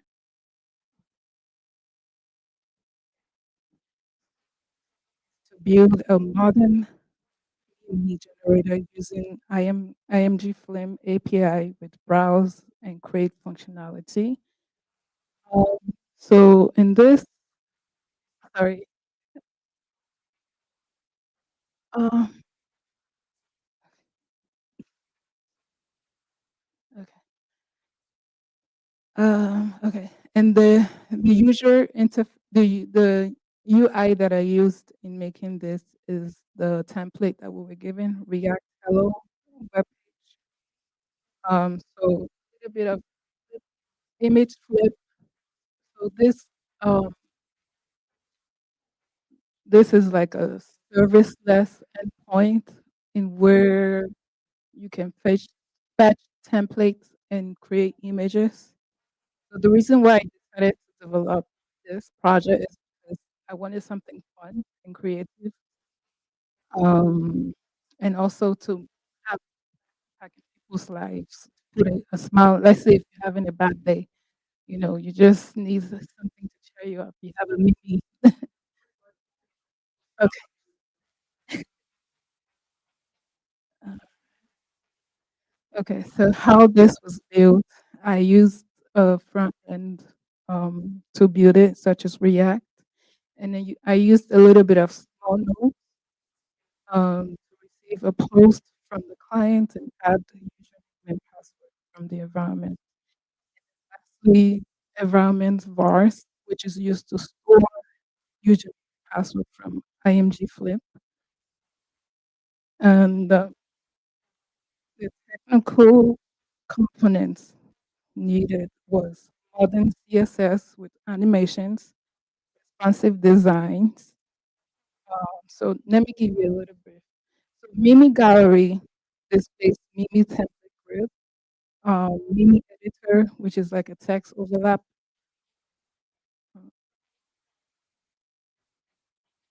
And then you have search bars, which filters templates, Mimi Previews, which is a real-time preview, and then you have API service for Flip, for IMG Flip integration.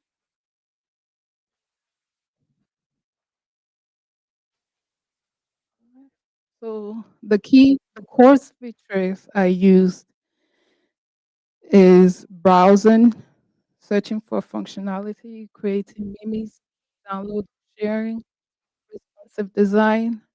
Um, the step-by-step plan is to create core components, build pages, out routing, style, and polish. And during my phase one is like to lay the foundation of my API using Basic Gallery. Phase two is to complete meme creation, and phase three is to polish, you know, my styling. Uh, File structure used Mimi server, Mimi service.jss, which is an API service. Uh, let me show you.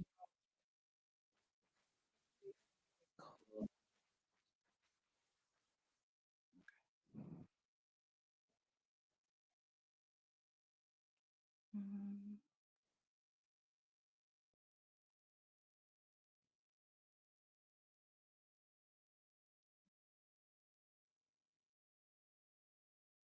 mm, which one?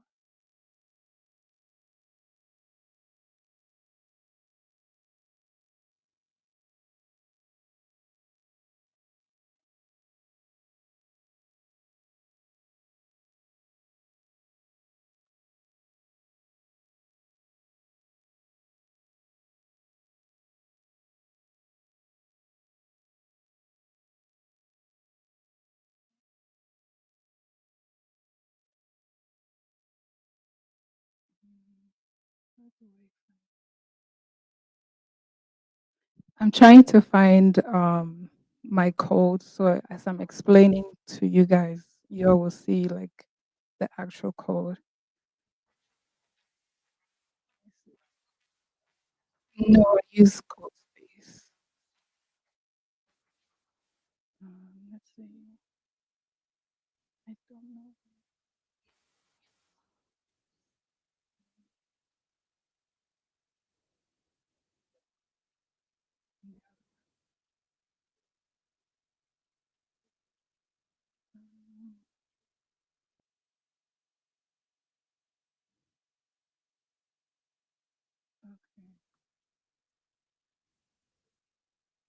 Okay. So I'm gonna minimize this while explaining.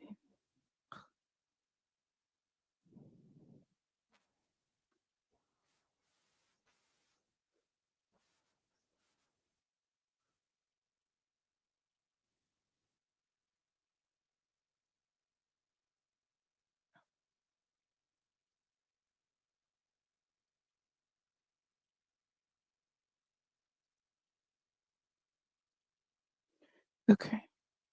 All right. Let me shift this.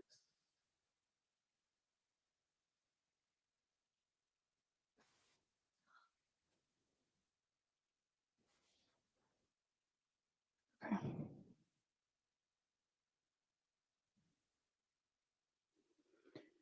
All right. So Mimi service.jsx, which is over here.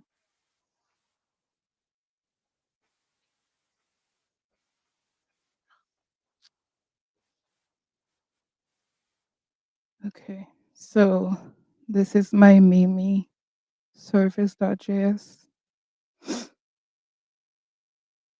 Uh,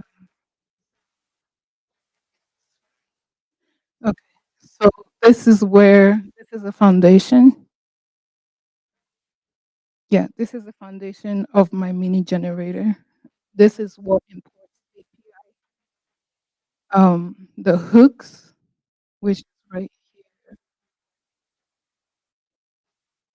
Uh,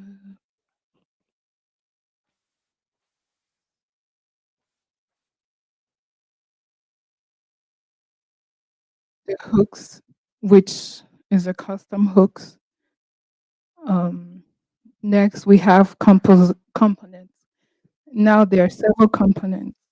There are the card creations, um, editor, and Mimi, and as well as touch bar and scroll to top.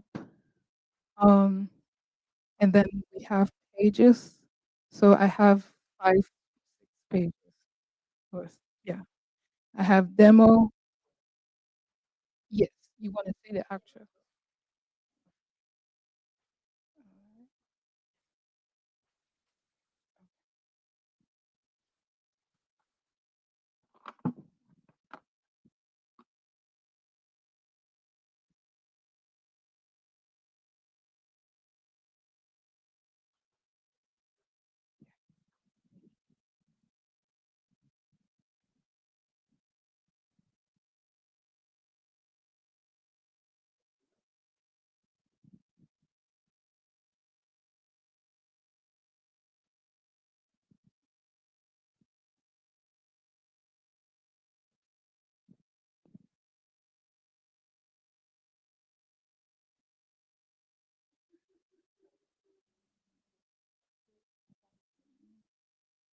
And then here's the super.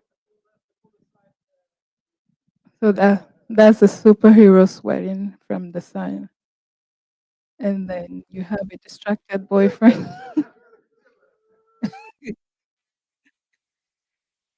And then you have an elderly guy saying,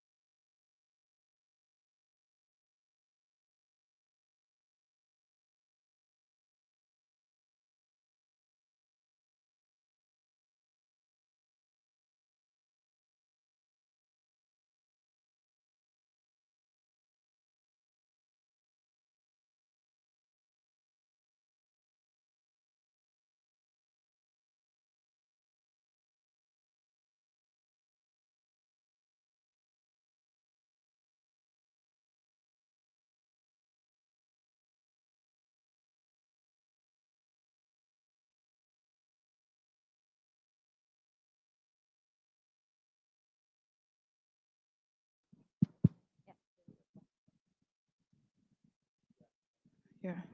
So that's it.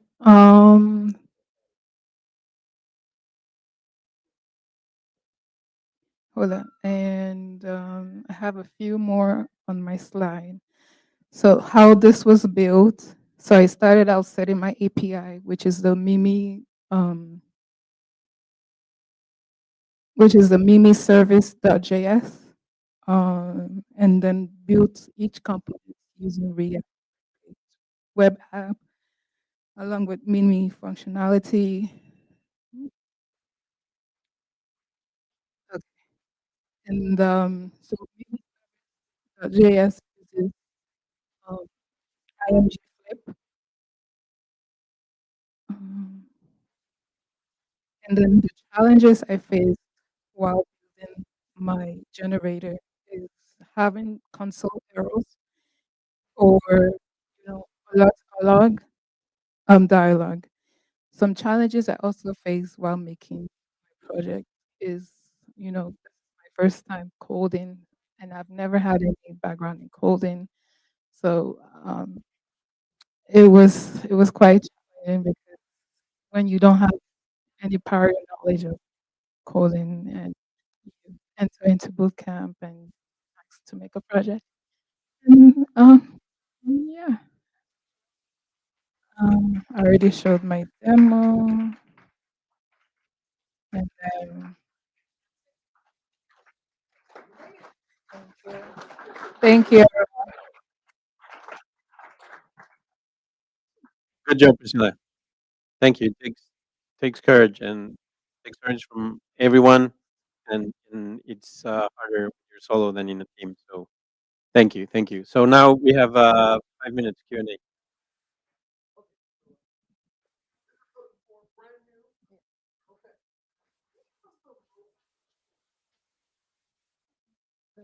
Um, are you referring to the program or building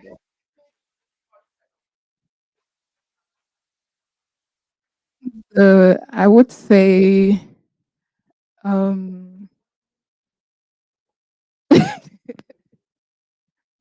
I would say, using a outer source to help me, such as API to help me understand the breakdown of what each stuff is saying or representing. So that was most fun reading about it.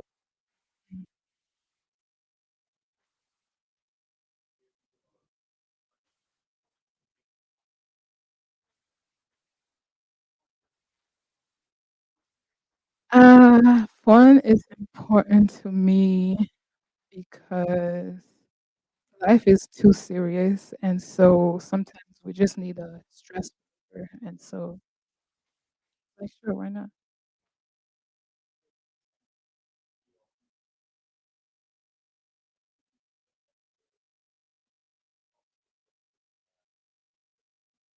Oh.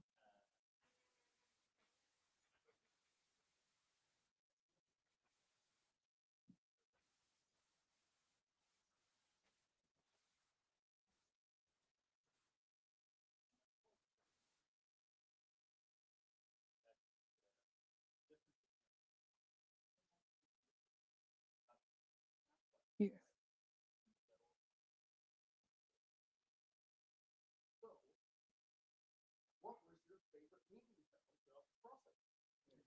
I would say the Drake one. Yeah. That too.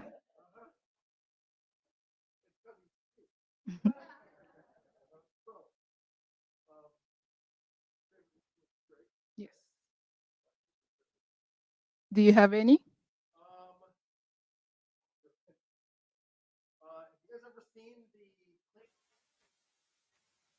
Mm. Oh.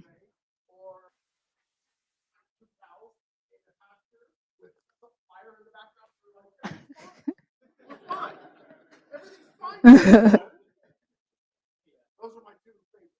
Oh, I always there's a little stick figure that does clean all the things, and I always do like, oh no, the things.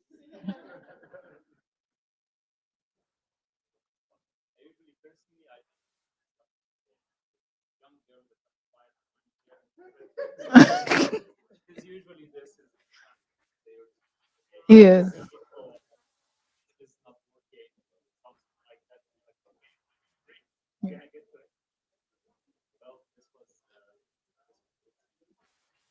Thank you for having me. Thank you for having me.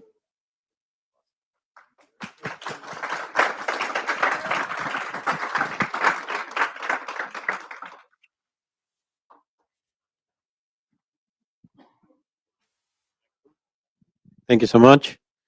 All right. So with that, we concluded our presentations. Th- Absolutely.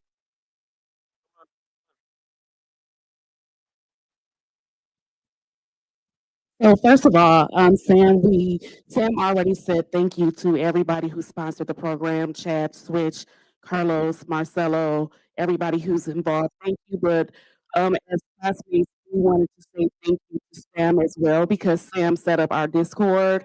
Sam recorded our video. Sam put our notes together. So Sam, I don't know where you are because I can't see you. Sam, if you can hear us, thank you. We love you. You are the awesomest. So that's it. Absolutely. Okay, so now we start closing. Uh, Congratulations again. Really proud of you. You've done an awesome job. I hope. There you go. Thank you, Sam. I hope this uh, first program joined by 4 Geeks Academy and Cosmos has surpassed your expectations because it has definitely surpassed ours. Okay, and you are the reason why it has surpassed our expectations. And you're trailblazers, and you're blazing a path that's going to be very, very important for many more individuals that are going to come behind you. So thank you very much. Really appreciate it. And with that, I'll pass it on to Marcelo. Oh, sorry. I was told. No, no, no. Sorry. I was told Joanna. Joanna's going to speak before Marcelo. No, not anymore. Okay. So Marcelo. Hi, hi. I'm Marcelo Ricciano. For those who don't know me, and thank you for coming. I'm founder of 4 Geeks. We have been doing this for over 10 years already. I've seen over 6,000 people going through this. It doesn't get any easier. What you just did is actually really impressive because you're coming out of majority of you are coming out of the blue. Imagine getting a skill as unique as a coding, where I don't know, 12, 13 weeks ago you were not related at all with it, and now you're facing the challenge of making a life out of it. Um, and that challenge just begun. To be honest, it doesn't really matter if you're. I told you this yesterday. It doesn't matter if you have the skills or not, or if you feel confident or not.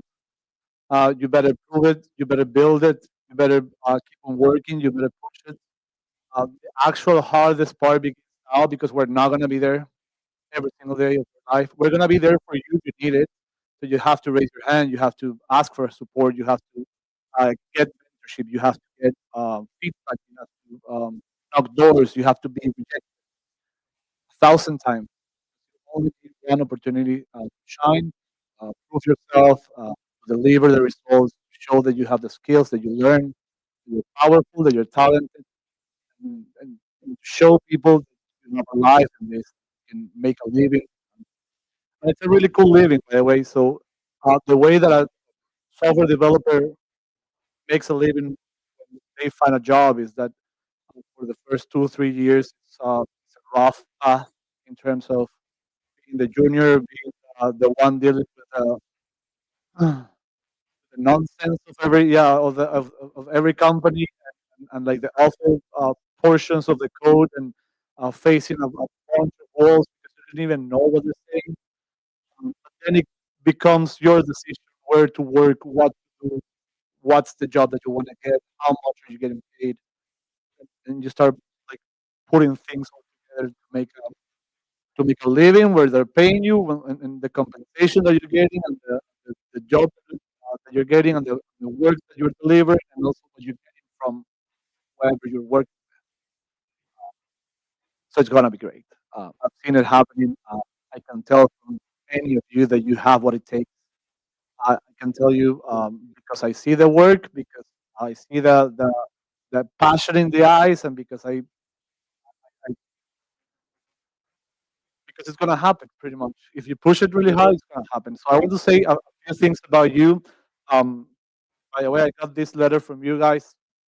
Love, like this is impressive. Thank you very much for this. Um, it's really impressive.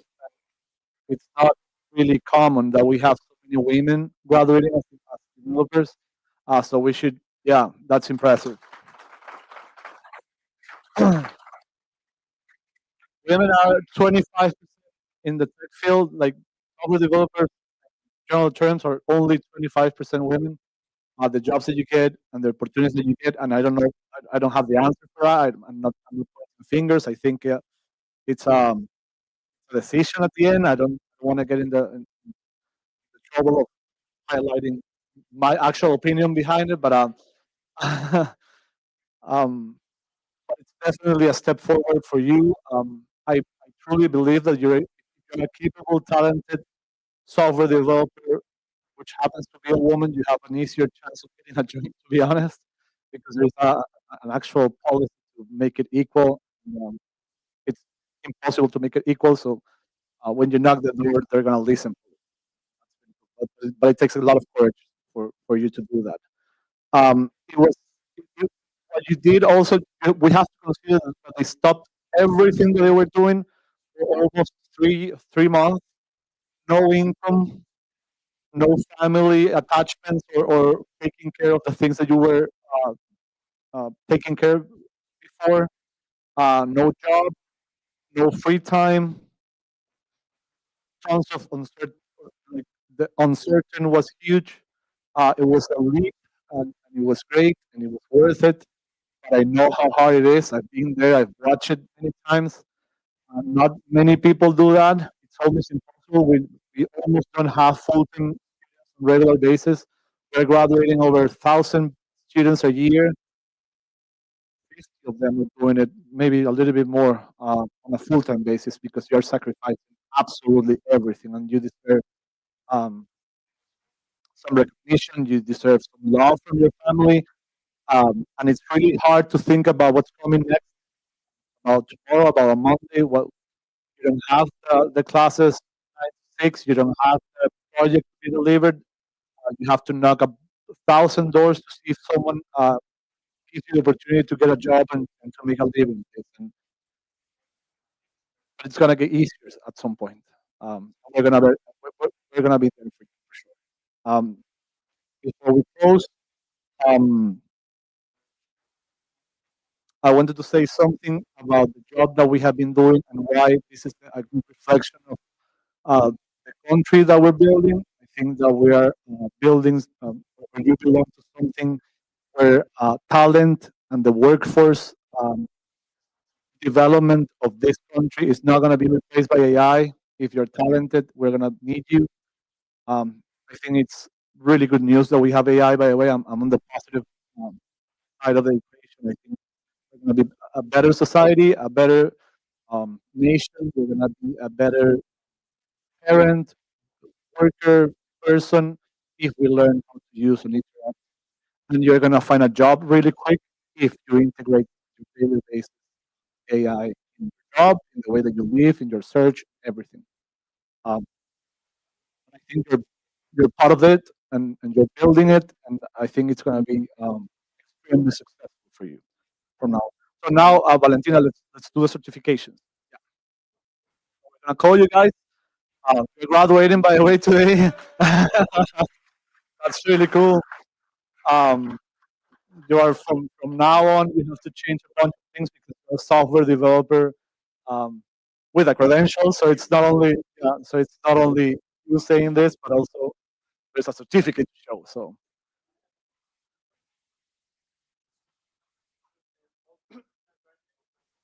15 now and 16 included next week.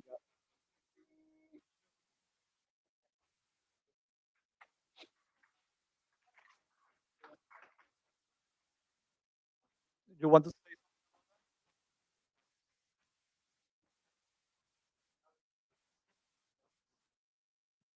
So, so yeah, what Carlos is trying to say is that normally when we launch a program, we get, let's say, 100 people, and then normally there is a drop rate of around 10 to 15% because people are not keeping up. It's hard. You're quitting so many things that at week number 2 or 3 you are already struggling, and you can't pursue and you can't complete.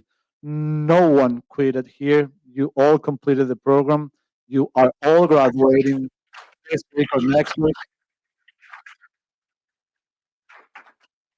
No one quit. No quitting. Like it's impressive. No quitting. And even though you still have some things to deliver and complete, it's really hard to be honest. Like the program that we have, it's really challenging. It's really demanding. Like you have to be like it's a boot camp. So intensive and acceleration. It's a stake. And I'm sorry about that. I know it's, but there's no other way to do it. Like we are also push with that.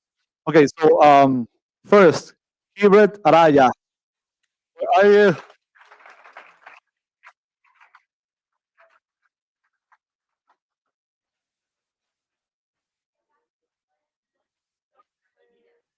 What? Ah, yeah. Well, there's a yeah.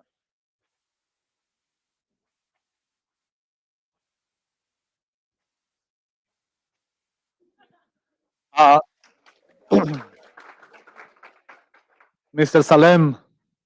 Yes. Get in the middle. Yes.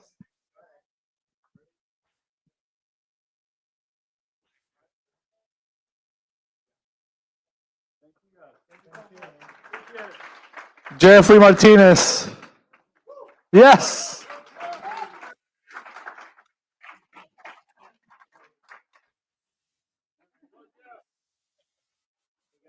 Here, buddy. You, all right.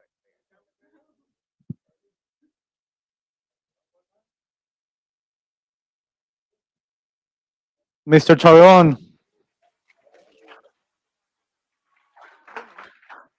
This is yours. You wanted your certificate, man? Of course.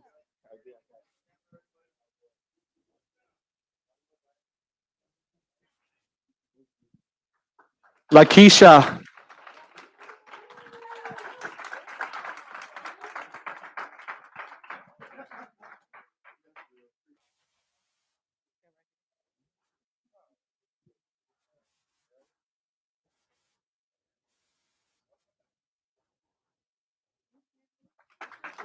Rosanna.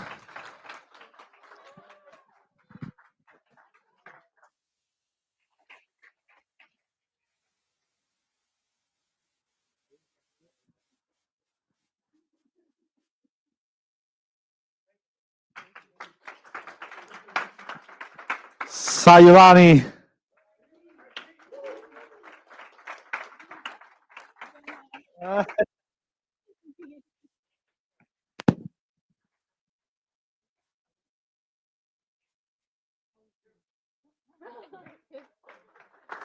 Elizabeth.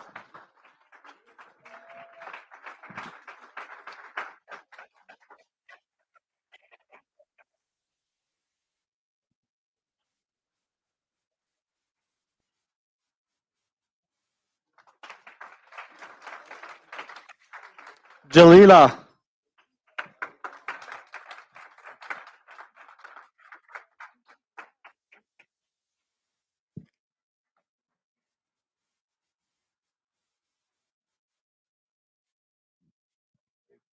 Joanna.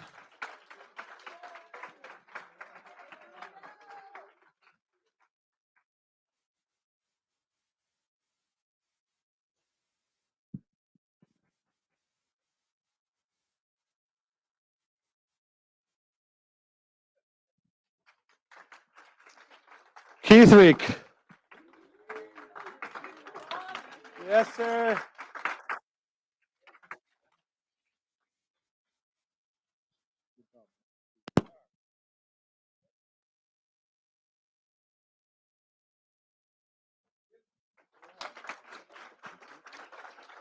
Don Jaime Barajas.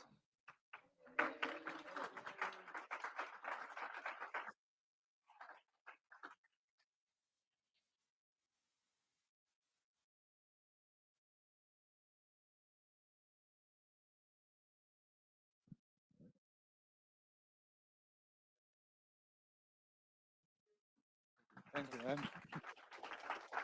Marcus.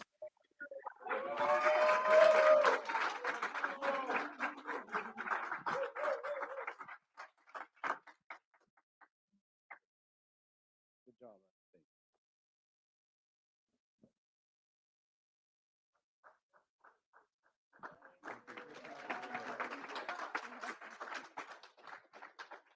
Priscilla, you did it.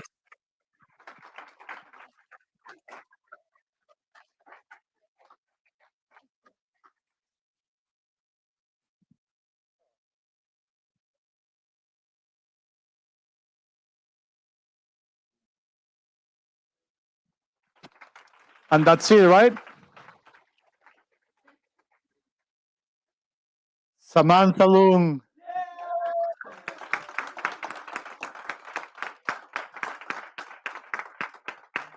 You were like, what? Are you sure about that?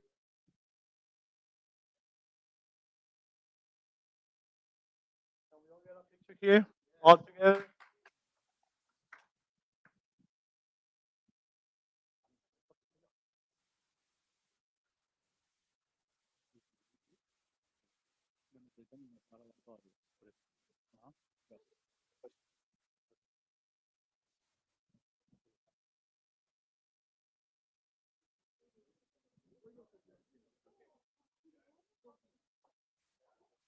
Dad, come on over.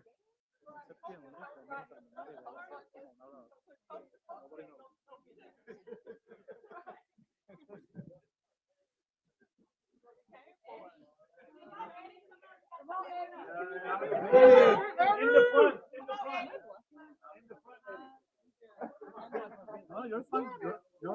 I'm here. You guys are the important. Yeah, You are the I don't VIPs. care, man.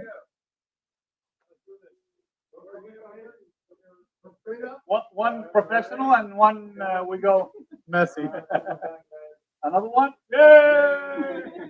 Yay!